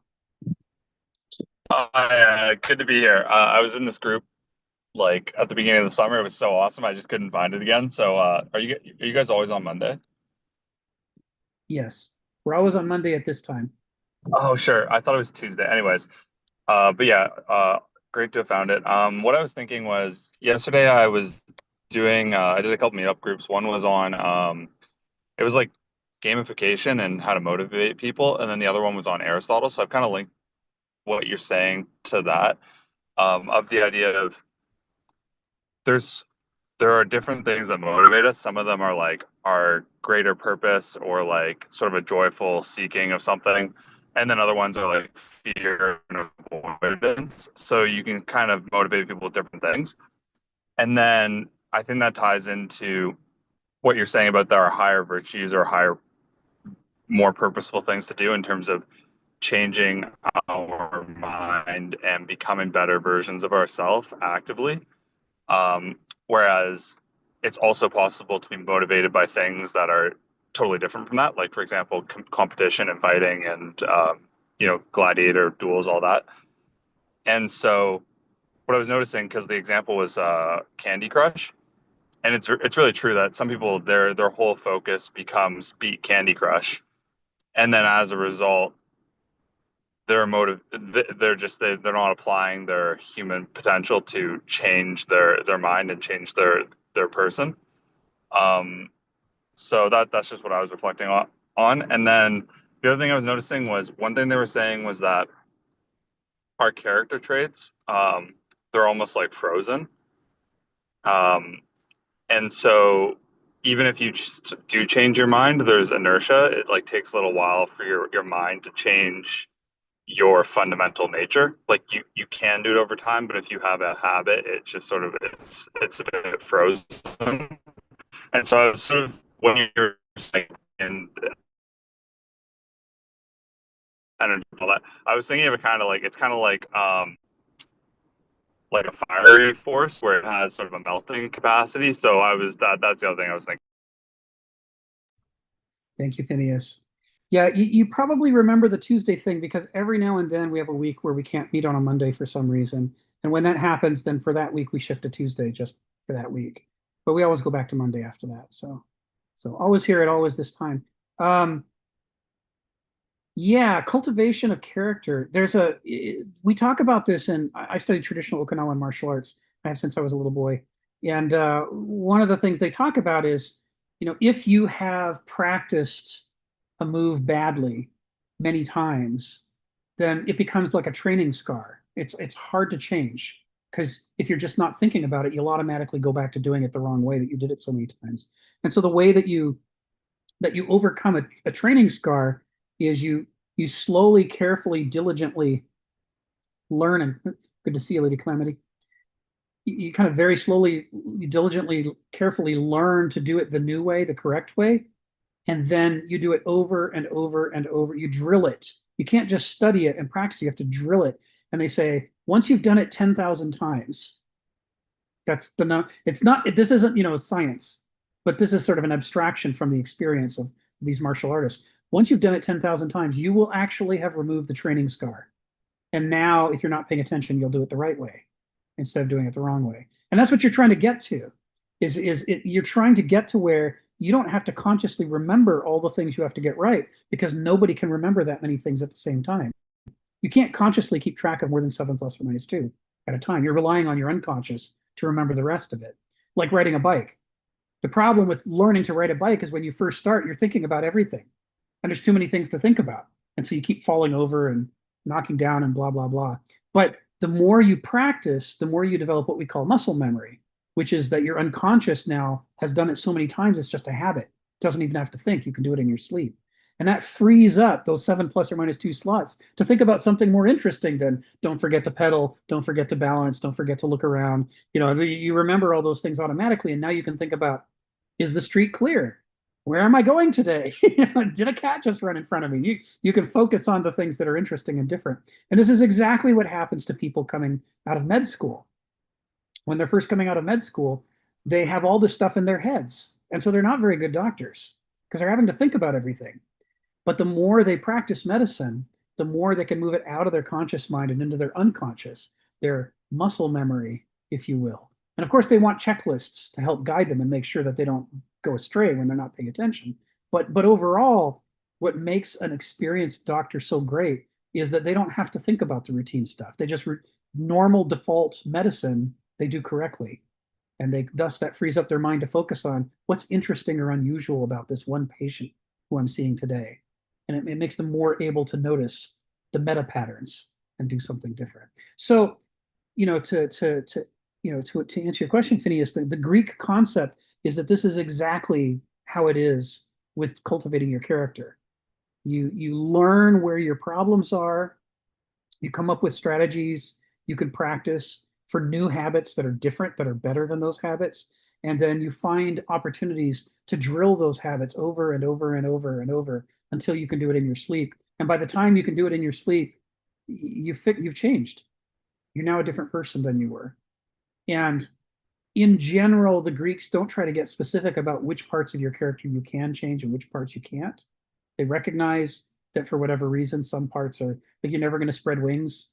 That's just no matter how hard you try to shrug those wings out of your shoulders, they're just not going to come up. So that's something you're stuck with.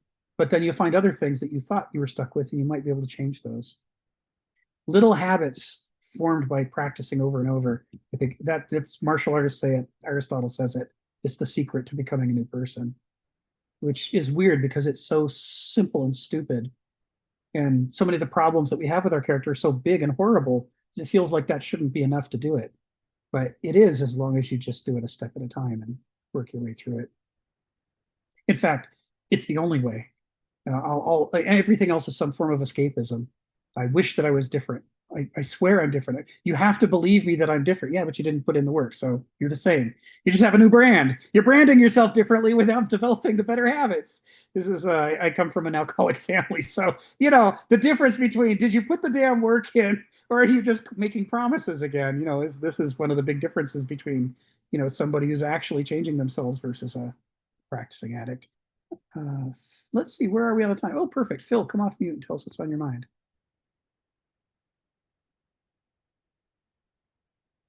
Well, the first thing that come to mind when you're talking about, a dead body, because life is about breathing in a sense. The first thing I thought of, like, that's why they hold a mirror in front of somebody's nose.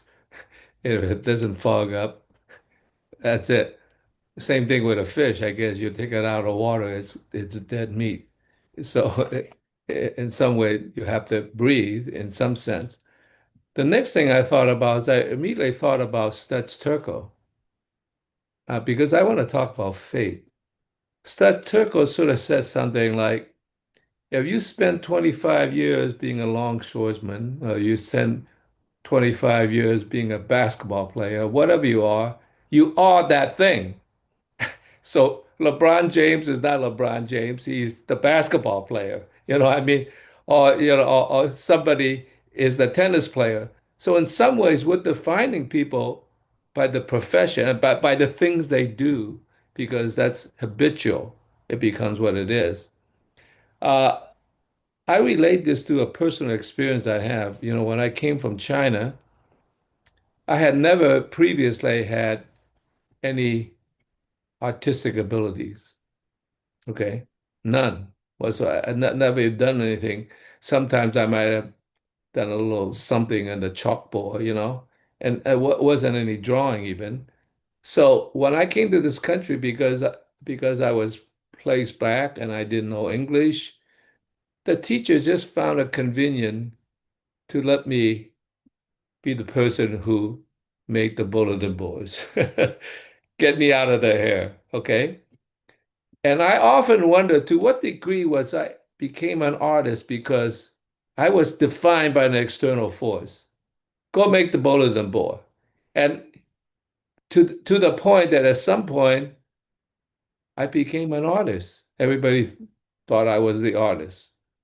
To what degree was that a natural ability that I developed? And to what degree was that I was placed in a position, I developed a habit, I became an artist? What saved me partly from that is when I went to high school, I never realized that I was a good wrestler. But when I was in a PE class, for some reason, I found out that I was always winning. Of course, it's a PE class, I mean, that it's not high level.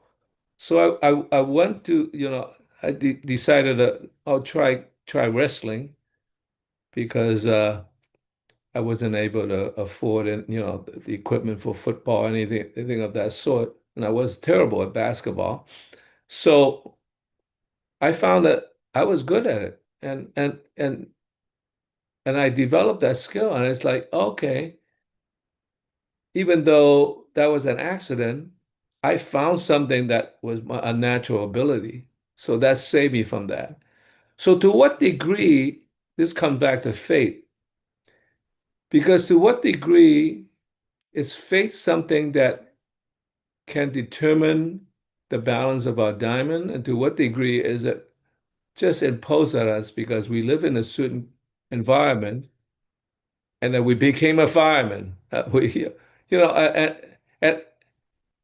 and how about what's his name, Oedipus, right?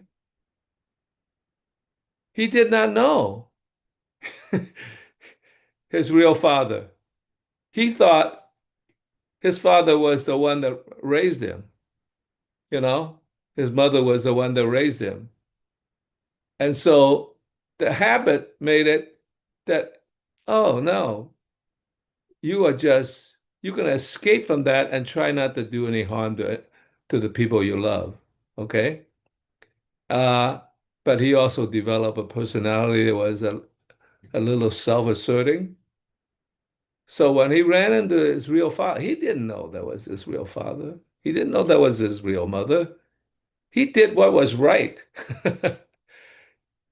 His talent, and he won that stuff. And so now people try to warn him.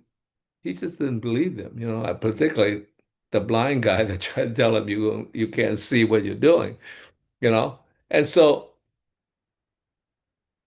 he wasn't in control of himself.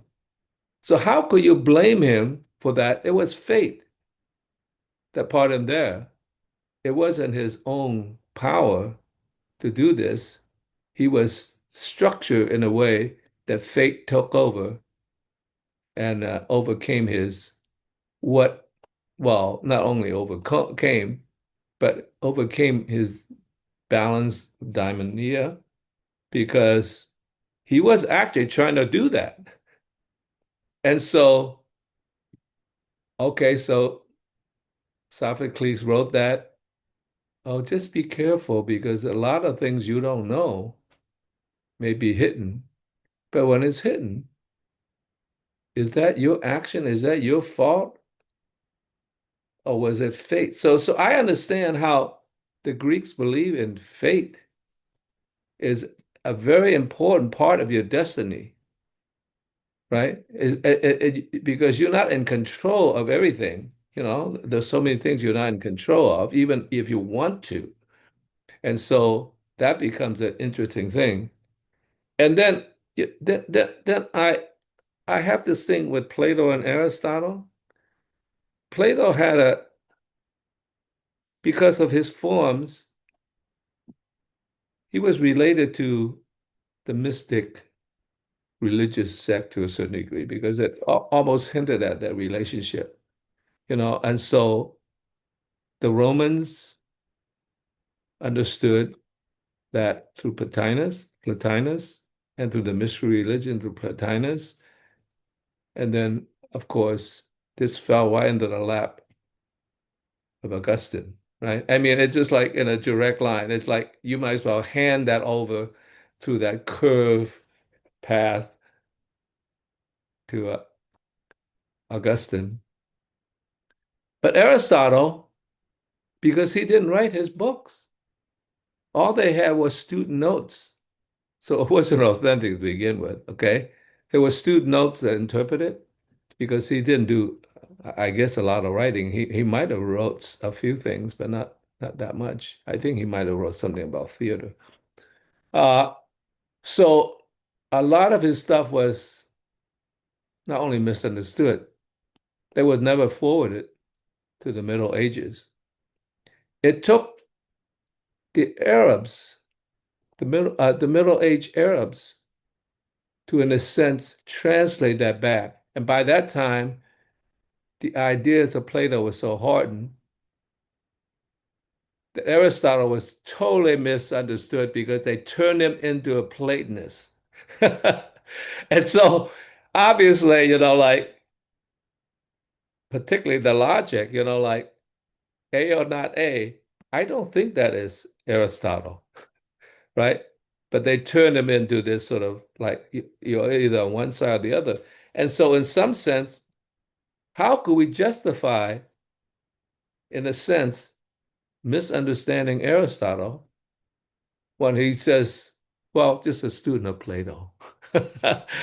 That's what he was. And so, in some sense, I could see the Middle Ages misunderstanding. Oh, he was a student of Plato. Of course, he's going to be Platonic. So, in some sense, even our culture is destined by fate because we don't even have the right interpretation, right? And so we have misunderstood the whole thing. And so, in some sense, we are driven by fate as much as anything else. So there you are. It's like I said, if it's not in our body, but actually just in the breath.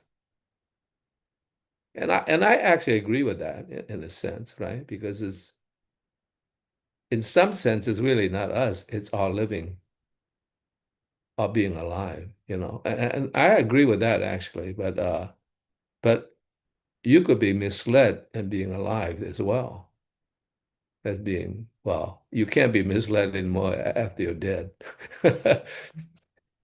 You could anticipate and, you know, get very anxious. You know, I'm beginning to anticipate my death already. You know, I'm 79. You know, I figured the most I would do is maybe hit 100. The most. I mean, that's the outer limits. Maybe 10 years is more reasonable, and maybe 5 years is probably more correct. So you know, I'm already anticipating all that, and you have to do a lot of things to prepare your destiny because, you know, you're leaving a lot of stuff behind. But on the other hand, you know, I'll do say something that I've learned because when I was going to university, I remember taking a test and I was interested in all the humanities, particularly the art. They score very high. And so there was something about interest, at least, if not aptitude. But when I look at the bottom, anything that had anything to do with business, making money, I score very low. And I remember saying to myself, uh-oh, I gotta watch out for that because that's a death trap. And for a long time, I pushed that off and I tried to have my brother help me, except he actually stole my money. I said, well, if you can't trust your brother, you just gotta do it your damn self, you know? And so I slowly learned something that I have no interest in because I said, uh-oh, you gotta watch out for that because that's a death trap. And so I've learned a few things, but it wasn't easy learning because it's not my aptitude or my interest, you know? And so, but you can learn it in spite of the fact that that is not you. It's just much harder than somebody who has the natural skills. Okay. All right. That's it. If you find yourself in that thing and you got to learn about something, not about money, but something that's different from yourself, you can learn it. It's just a lot harder. And you wonder why that guy learned it so fast. And I have to work day and night and it's like I still don't get it, you know. So Yes. but you could do better than if you know, just decided, well, my brother didn't do it. I'll just give it to a money manager. In fact, I did. And he lost $10,000 of mine. And I said, I fired him. You know, so you can't trust those people either. I mean, if you can't trust your brother, you can't trust a money manager. So I remember my teacher said, you know, when things don't work, you got to do it yourself. And I remember many, many times when I had shows, you know, the gallery is supposed to take care of preparing the situation. I literally have to go and maybe paint the walls and hang the paintings, deliver the paintings, all that. It's like, if that's what you want to do, you got to do it yourself in the final. You wish they would all do the right thing, but they're not going to all do the right thing, you know? Well, partly is not that. You can't blame them also in art. They don't have the money to do the right thing. So you have to do it yourself. So please learn to do it yourself if you have to, even if it's not comfortable for you. That's it, Phil. Thank you, Phil. I mean, the point you're making is really important. There's this issue that we don't know which parts of our character we can change and which parts we can't change. You know, as hard as it is to figure out in the world around us what we can change and can't change, it's so much harder to figure out in the world inside of us what we can change and can't change, because at least the world around us is sometimes visible to us, but the world inside us is invisible. And we're so familiar with it that we suffer from the problem that Hegel tells us about, the what is familiar is for that very reason not recognized for what it truly is. And that's where he makes his pun bekannt familiar and erkannt understood. And the issue here is, on the one hand, there is a certain amount of malleability to one's ethos. So we have the duty to explore and figure it out and try. But on the other hand, as with learning about the world around us, we have to be prepared to learn that in the world inside of us, there are parts that we will be able to cultivate and parts that it will turn out that we can't. And we can't know in advance, and nobody else can tell us which parts are which. The only way to find out is the same way we learn about the world around us, which is empirically. We have to investigate and experiment and have an open mind and find out. So, you know, the Greeks, on the one hand, they capture this notion that you have a duty to cultivate your character. But then on the other hand, they say, we only become what we already are. If you can be, you know, if you're a great musician, it's because you had that potential in you. There was no certainty, but you had the potential. Like Stephen says, not every acorn grows up to be an oak. But we can say every oak will have come from an acorn. Acorns are the things that have the potential to become oaks, whether or not they get the circumstances or not. It's your best shot. And the problem for Homo sapiens is we don't know what we are. We're different from each other. We don't know what lurks inside. And the only way to find out is to explore. And so, again, they like to say each of us is the fruit of our past selves, but at the same time, we're the seed of our future selves. And we're always in the process of unfolding and becoming. And if we heed the oracle at Delphi, which advises us Gnothi Seauton, then maybe we can learn something about what those becomings could be, and we can shape them. But if we don't, then we effectively have no free will. If we don't take responsibility for our character, then we really are the way that the late Greeks thought, where we're just victims of the way we happen to be born, lucky or not lucky. This is where the Greek concept of free will and determinism is so much more sophisticated than the modern concept. It can accommodate both possibilities. The same person, if they're raised to understand the capacity they have to cultivate their character and the duty they have to do so, could grow into somebody amazing. But that same person, under different circumstances, if they were raised in a culture that told them it was futile and helpless, they might never become those wonderful things. They might just drift through the inertia of however their character happens to be in the beginning. And the Greek model can accommodate that. In one case, they have free will and become an individual, and in the other case, they have no free will and their fate is predetermined, even if nobody can script it. And all of this is on the minds of the patristic Latin authors when they're writing the Gospels. Ari, come off mute and tell us what's on your mind.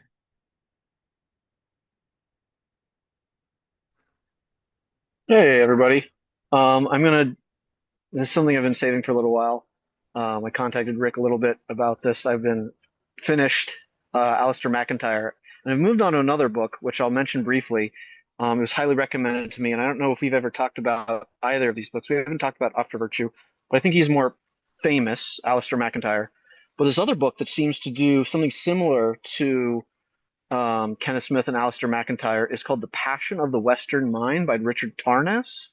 I don't know if anyone's familiar with this, but he does this essentially charting through the three epics of the classical era, the medieval era, and then to the modern era. I just started the book, but I was just really at least impressed with this almost false or reduced model that we have. Again, to make a model, all models are broken, to abstract is to err.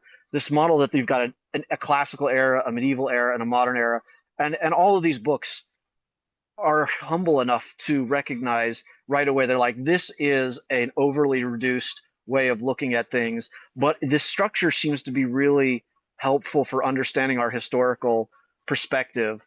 And so I just started that, but I wanted to go into specifically what Alistair McIntyre says very briefly, his hypothesis, and then specifically what he does with sophrosune and phronesis.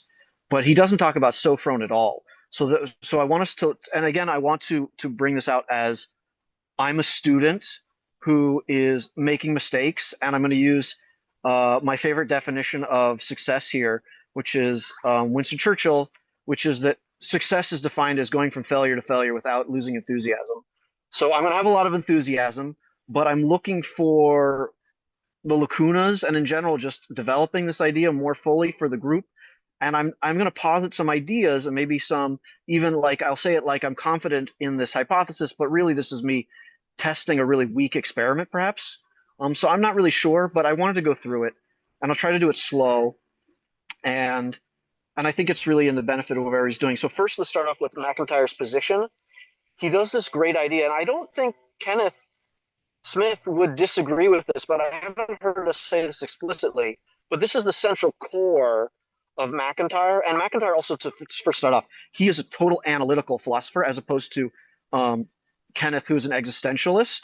But I think to get them closer to each other is MacIntyre builds an existential narrative within an analytical proposition.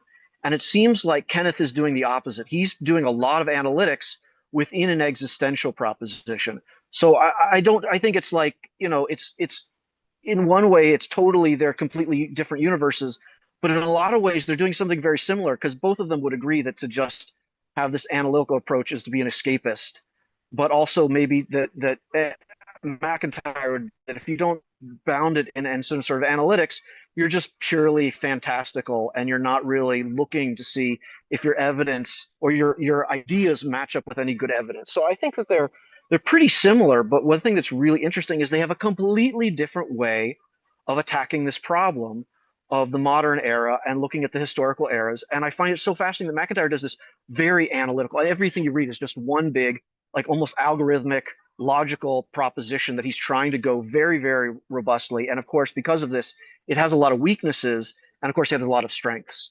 So let's go to his basic hypothesis is that essentially whatever we're using for a system of morality or virtue now, or any of the water that we're swimming in now, to use this is water approach from I forget his name all of a sudden, but David Foster Wallace, thank you. That essentially trying to see what the water is and that we're swimming, and he says essentially that the words we're using, and that maybe the weak ideas we have, and this postmodernist that you can have all these different approaches, is that we're reanimating a corpse that's been dismembered, and we don't know the difference. And he makes the analogy, it's something we've actually used. So I'm going to put it in our language. He uses this whole thing of science, but I'm going to use it for our language. We talked about the word dinosaur before, but it's with more of a system that, imagine the world before was built on the science entirely. Our whole worldview was built on the science of paleontology. And there's a robust set of understanding of radiocarbon dating, and that we're going to look at fossils, and we're going to build a history, a narrative of what organisms lived when and how they organized with each other. This very robust science that's based on a specific but very complex and amazing amount of expertise into what this fossil record was like, and therefore what was life like between different species and all this stuff. And then somehow the world decided that what's wrong with the world is paleontology, and we're going to throw the whole thing out.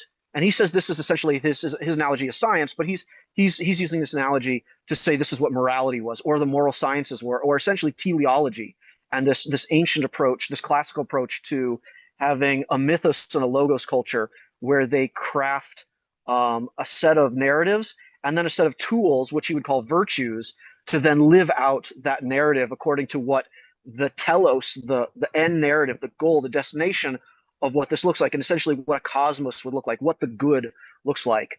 And he says, because that we've destroyed this paleontology, we have this old word, a vestigial word called dinosaur, and now we just use it to political organizations that are ossified. And we have no idea that there was an actual creature within this whole robust system of paleontology that a dinosaur really was. And so that's the premise of like his whole book, talking about how virtue is now this dead thing, and it needs to be alive in a living embodied system of a traditional practice. And the practice is going to be the key word here, because I think it's going to inform and maybe even uplift our idea of practical intelligence of Sofer Asuna, giving it a little bit more validity, because practical is not the modern sense here of what's just useful and utilitarian.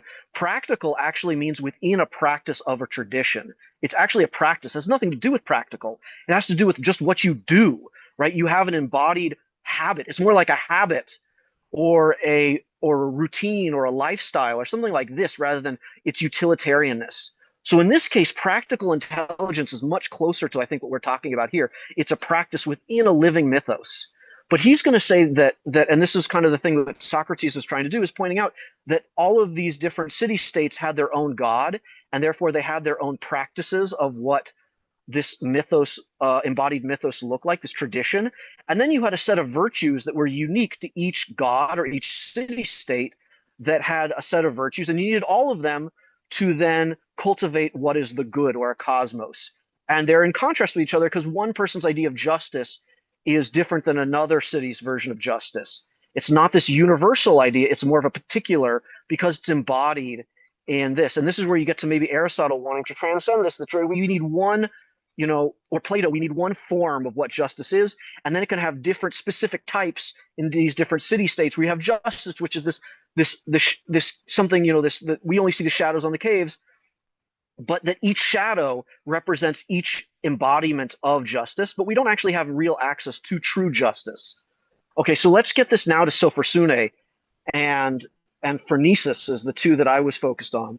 Sophorsune, first of all, to McIntyre, he uses the example in Aristotle. I don't know where this is, but he does a story. He says it's like Sophorsune is if you're charting a course, it's knowing when to essentially, like you're going along, you're navigating. It's knowing when to set down anchor and take a break and stop moving closer to your target for whatever reason, and then also to pick up the anchor again and start moving towards it again.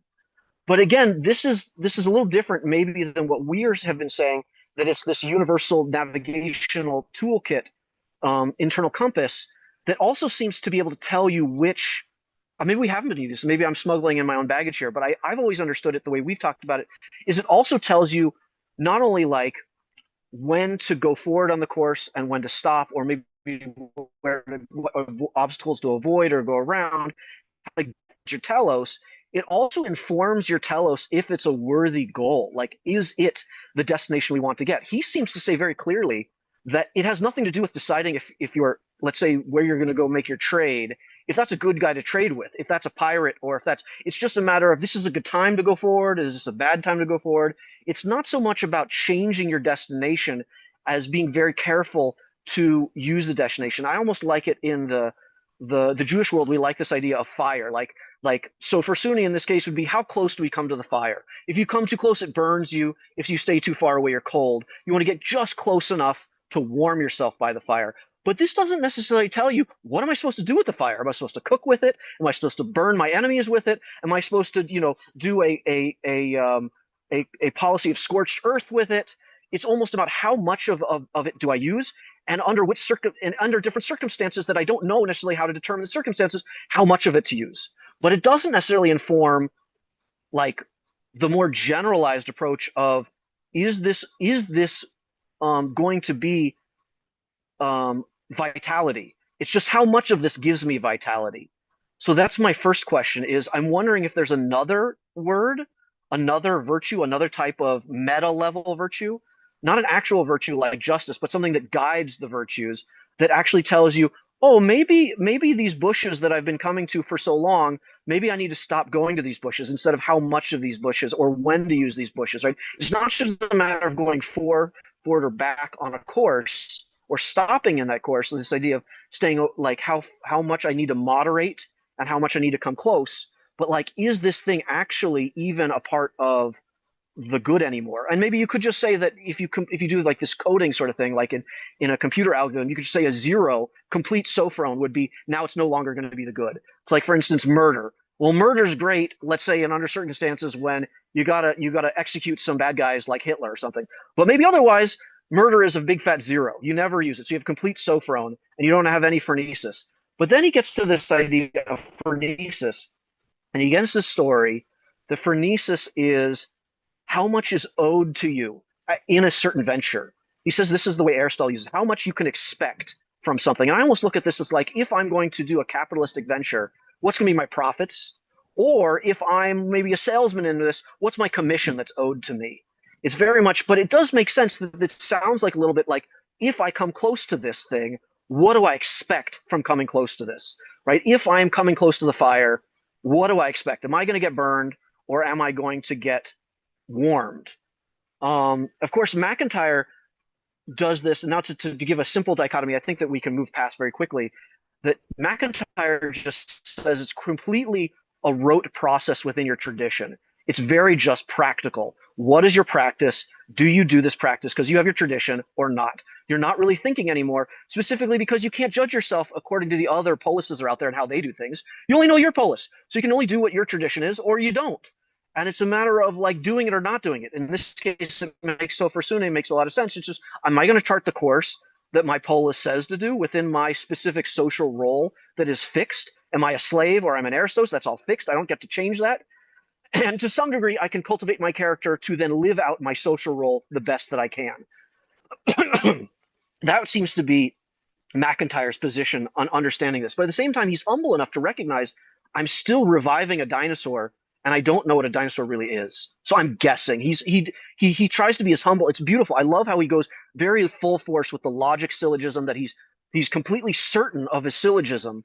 But then he's humble enough to say, well, my syllogism is still just a fabrication of what I think a dinosaur is, and we don't have access to dinosaurs anymore. So this is my best guess.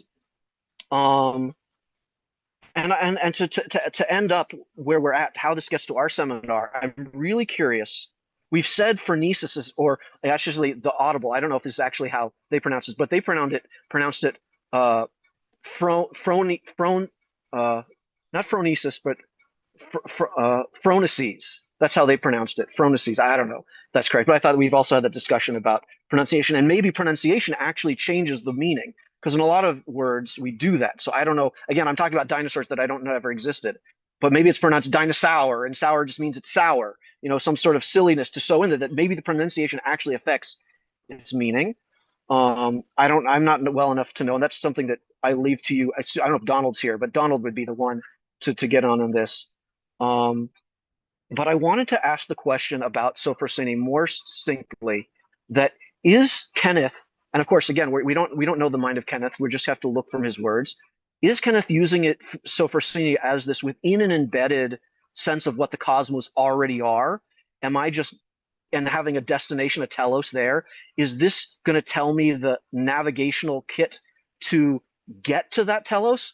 Or is it actually a way of discerning between different teloses? Or when the telos is the destination has maybe been arrived at, how do I create a new destination? Or, you know, which destination among destinations do I navigate between?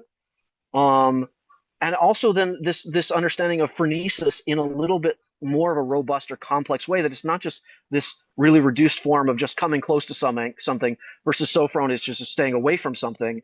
Because it is interesting that McIntyre, and it seems like the general usage of this is Sofer Sune represents sophron, moderation, or practical moderation, the moderation within a practice.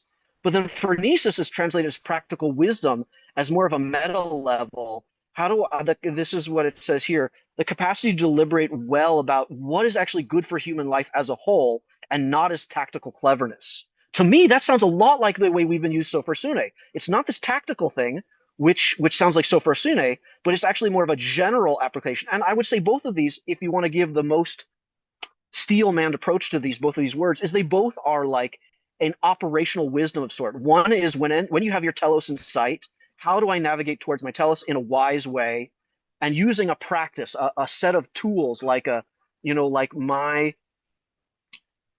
my philosophy, whatever I have in my philosophy, to navigate me through the obstacles towards that ends. And then phronesis sounds like, well, then I'm going to use my philosophy to actually decide if this ends is leading to a cosmos or a chaos. And again, so it's like Sofer Sune is like just simple restraint, which sounds like sophron, and phronesis is just about like what is good, what will come of this, which is more like what do I get by coming close to this. So it is like what I come close to, but again, it's the way it's embodied here. And he tries to posit Aristotle like this, that Sofer Sune also, he says, Sofer Sune is not talked about much because it's primarily a female aspect of things. We haven't talked about this, but this is why nobody writes about it, because females have, in this Greek era, they get the more misogynist style that everything female is weak and bad. And if Sofer Sune is some sort of female aspect, that could be more some sort of intuitive approach versus some sort of explicit approach. I'm not sure if that's also gonna be something to think about or has any validity? And phronesis is literally like what's explicit and known, what I get from this. So again, these are more like questions posed in a hypothetical framing that I'm giving. But at the end of the day, I'm still rather incomplete and rather confused about this. And I'd really like it if we could, when it's appropriate, through the hundreds of weeks that we're going to have, to pick these pieces up in their proper place. Thank you, Ari. Yeah, for those who don't know, Alasdair MacIntyre is one of the authors that Kenneth recommends of the 20th century philosophers. He says, Hannah Arendt was a revelation to him. Philip Reef is very interesting. And he says, Alasdair MacIntyre has stuff that people need to read. And he cites After Virtue specifically as the place to start. MacIntyre, I love the way that he acknowledges right up front that he's not sure what any of these things mean. The metaphor of a term from a lost science that has been fossilized into the language and you no longer have the context. It's like it couldn't be more dead on accurate. Sophrosyne is a word that's not only inexpressible in the modern era, it's inexpressible in the medieval era. It's been thousands of years since we've been able to talk clearly about this thing that Aristotle thought was the most important thing, and we can't even quite express it. And it, like a lot of things where something is the most important thing, they took it for granted. It was just like a core part of the culture. It could be that Sophrosyne was discussed extensively in the mystery religions, which no one was allowed to write about. And so all the Greeks knew it. They took it for granted. Like the Eleusinian mysteries, we know that they're about the cycles of life on Earth. And boy, does that sound like this place where Sophrosyne might come up. And I can't remember which Greek authors it was that said, even though we can't write about the Eleusinian mysteries in terms of their content, we can say that they're perhaps the most important philosophical teaching in all of ancient Greece, and they make our civilization possible. So whatever it is they weren't sharing with us, they thought was the good stuff, that it was the most important stuff. So we shouldn't be surprised we have to wrestle with these things. Pronunciation, wait a couple of years till I do my ancient Greek class and I can get the pronunciation right. Phronesis, you described him saying phronesis. That's closer to the ancient Greek. The ancient Greek would have been, I think, phronesis. The P would have been a breathy P, and I think the O would have got the accent. But where I'm wrong is I don't know which of these vowels is long. Maybe it was pronesis. I don't know. I see you've dropped off, so we'll share the rest of that for later. But for the rest of the folks, in general, the idea that Kenneth gives us on this is that there are two critical concepts, phronesis and sophron, and they work together to create Sophrosyne. And that sophron is the part that sets healthy limits for us on thinking and acting. And it's why when Heraclitus says sophronean arete megiste, sophron is the greatest virtue, when he means for human beings. It's our excellence, like speed is for a cheetah. What he means is the thing we need the most is sophron. And with sophron, we have a fighting chance as a species. But without sophron, we're screwed. And when people translate this, they don't translate it sophron is the greatest virtue. They translate it moderation is the greatest virtue. Because in English, we don't know what sophron is. So we just take a guess. You can use the chat. If you look at the top where the title bar of the chat has 3 dots, and one of them says save chat. And if you save the chat, then at the bottom will pop up a little thing you can select to say show in Finder. You can find out where it got put on your computer. But at the very end, before we break up, that's when I always save the chat. I save the chats for all of these for Ariel's question in the discussion. Oh yeah, I collect them for now, but maybe later we'll set up a Discord server where we can have discussions about these videos, and maybe I can share my backlog of captures there. There's a lot to say about Alasdair MacIntyre. I agree with Ari, and it's highly relevant because the concept of virtue and vice and these things changes tremendously as we move through these epochs. So I'm glad he brought it up, but he's right. It's going to take more than the time we have left today to go through it. And I guess I would add, the Greek concept is that human sophrosune and phronesis and sophron, although highly desirable, are very flawed in us. We're the like Nietzsche says when he's trying to summarize the Greeks, man is a sick animal. They're kronkatir. There's something wrong with us compared to the other animals. And it's the same thing that's right with us. The flexibility means that we don't have a clear compass of where we're going and what we shouldn't do. And Heraclitus captures this when he says human nature has no real understanding. We have what we consider understanding, but from the perspective of a god, you would never call what human beings do understanding something. And another fragment, he says, man is not rational. Only what encompasses him is intelligent. And what encompasses him, we know from his other fragments, what is around us and within us is nature, physis.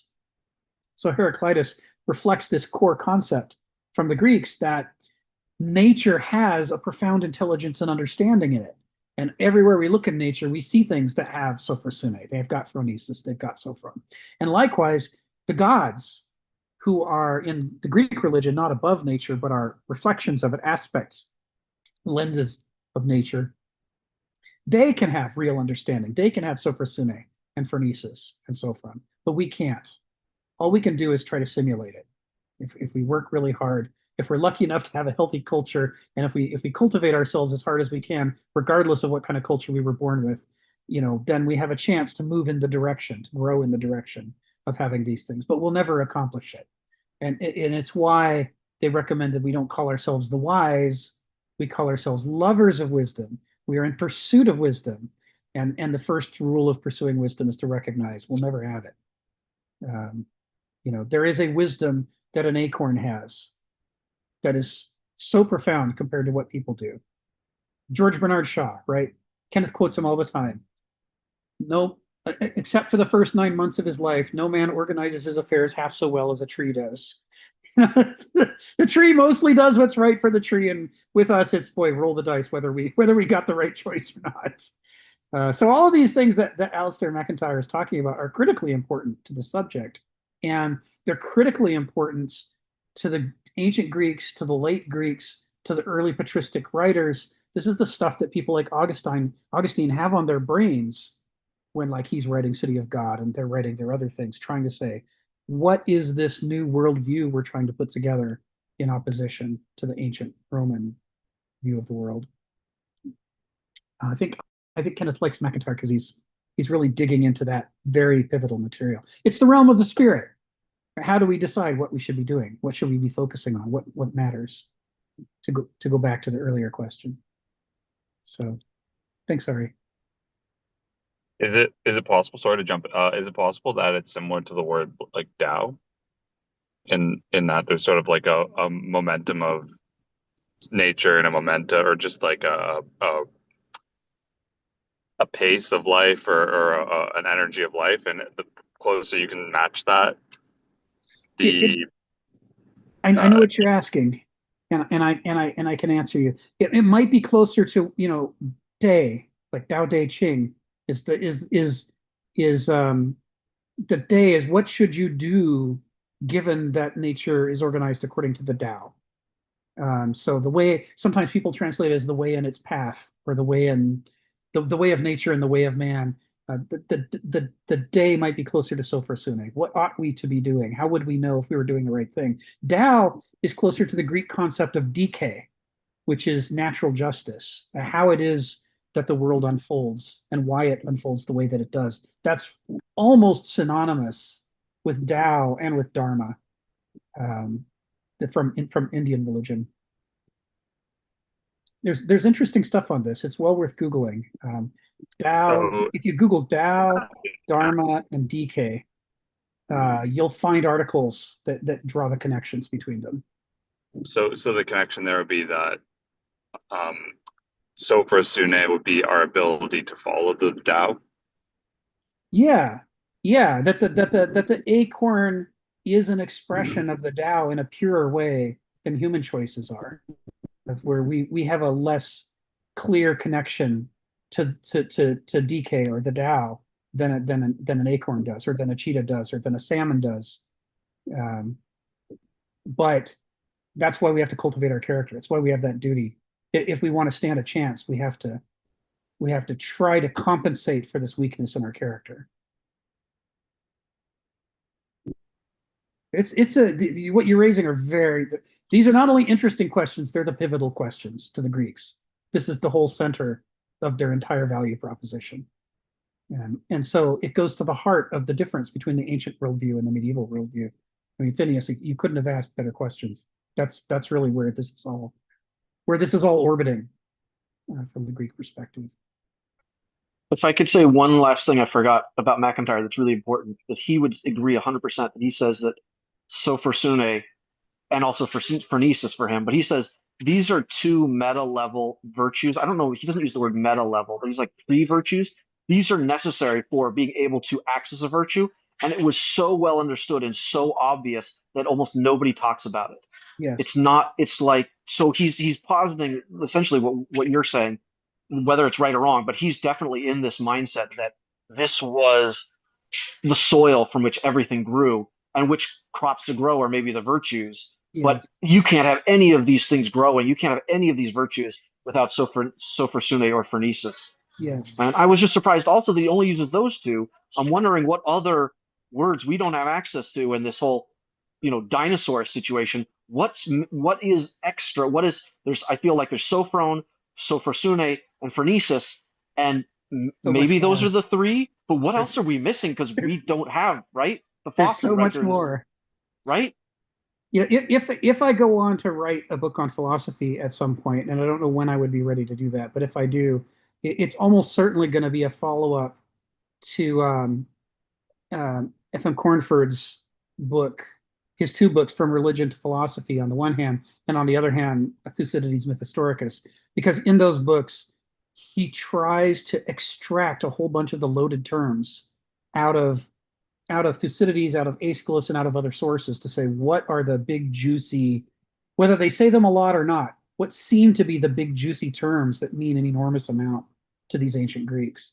And putting that all together into a coherent picture with diagrams and illustrations, I think could be incredibly helpful to all of us. As it is right now, I have an OmniGraffle document where I take my notes and draw little lines and make little symbols, but we'll see if we get there. I 100%, am behind what you just said. It excites me greatly, I guess I want to say. So I'll be a little bit selfish here. I would like to read F.M. Cornford, and I have no experience or exposure to him. And I generally do audiobooks. I have a hard time with visual books because I have a form of dyslexia. But if I were to read him or get to know him, how would you recommend, getting that started? So you can Google From Religion to Philosophy and ask for the Internet Archive, and you can read it for free on the Internet Archive. In fact, you can download it from the Internet Archive Okay. and then read it at your leisure. I like that one because it's introductory level. He really Okay. is just trying to say, where did philosophy even come from? And trace its roots into the religion. And that's where he talks about the daimon religion and how central it was to the Greeks. So it's very interesting stuff. And he was partners with Gilbert Murray and Jane Harrison in that work that they did in the early 20th century. And if Donald were here, he'd be jumping up and down telling us both to read Jane Harrison. And I will, but I haven't yet. So far, it's just been Murray and Cornford. And then you can save Thucydides Mythhistoricus for afterwards, because it builds on the argument From Religion to Philosophy. Very nice. So the Religion to Philosophy is the entry level, and the Mythicus Historicus is the more advanced next step. Yeah. That's where he starts listing the different daimons referenced in Aeschylus's Agamemnon and the roles that they played. He's basically in Thucydides Mythhistoricus, he's basically trying to document the ancient Greek conception of how the human mind worked. And that's where he brings in the daimons that can possess you, and being on guard, philoktos, versus not being on guard, aphiloktos. That's all in the second book. But the first book sets you up for it. Okay, great. Thanks. Yeah. Stephen, come off mute and tell us what's on your mind. Yeah, I was just going to bring up the great medieval example. I did put it in the chat. of the Albigensian crusade. Of course, it demonstrates your beloved point so well. The church decided to exterminate the inhabitants of the Albigensian cities. And one of the crusaders said, but some of these people are good Christians. And the church father said, don't worry, kill them all. God will sort the good ones from the bad. So this is a world of imperfection. Don't worry. One day you'll rise up to, Plato's perfect realm. And of course, you see it today with the dislike of the Israelis. And, it's like I know somebody is a very big background, and they just keep on listing all the bad things about the Israelis, and some of them are true. But the ambition, and this is from people who say that they're lovers of peace, the ambition is to demonize the Israelis. And one day when we thoroughly demonize them, they'll be worthy of genocide. I have to keep on reminding myself, I might like myself, but the other guy is the same piece of machinery as I am, largely. Maybe a few slight differences. Same range of emotions. It's machinery. A lot of our emotions are machinery, or we wouldn't go around suffering from exactly the same emotions. And if we start saying, oh, the other guy's the bad guy, well, we're all the bad guy. I just don't understand. People don't seem to have this element in them that they could be wrong. I mean, I have opinions. I could be wrong. I haven't been promoted to God yet. my opinions don't do creation. But there's a lot of people around who seem to think that their opinions are the universal truth. And this is where the genocide comes in. We are the one truth, therefore we'll eliminate all the falsehood. But yeah, that's a brilliant one, kill them all. Don't worry, God will sort out the good ones from the bad. That's perfectly what Kenneth is talking about, the genocidal aspect of the spirit. Up there is perfect spirit. Don't worry, this is a world of corruption. They'll go up there, and then we'll know really who is the good and the bad. Thank you. Thank you, Stephen. Yeah, it's in the same way that Caesar, although he didn't say these words exactly, he said the message very clearly in his Gallic Wars: divide and conquer, right? And generations of Latin students learn that phrase, divide and conquer, because it's such a classic summation of Caesar's advice about how the Roman Empire won and can continue to win. He was still trying to create the empire, but in the same way that quote from the Albigensian Crusade, kill them all, let God sort them out, is another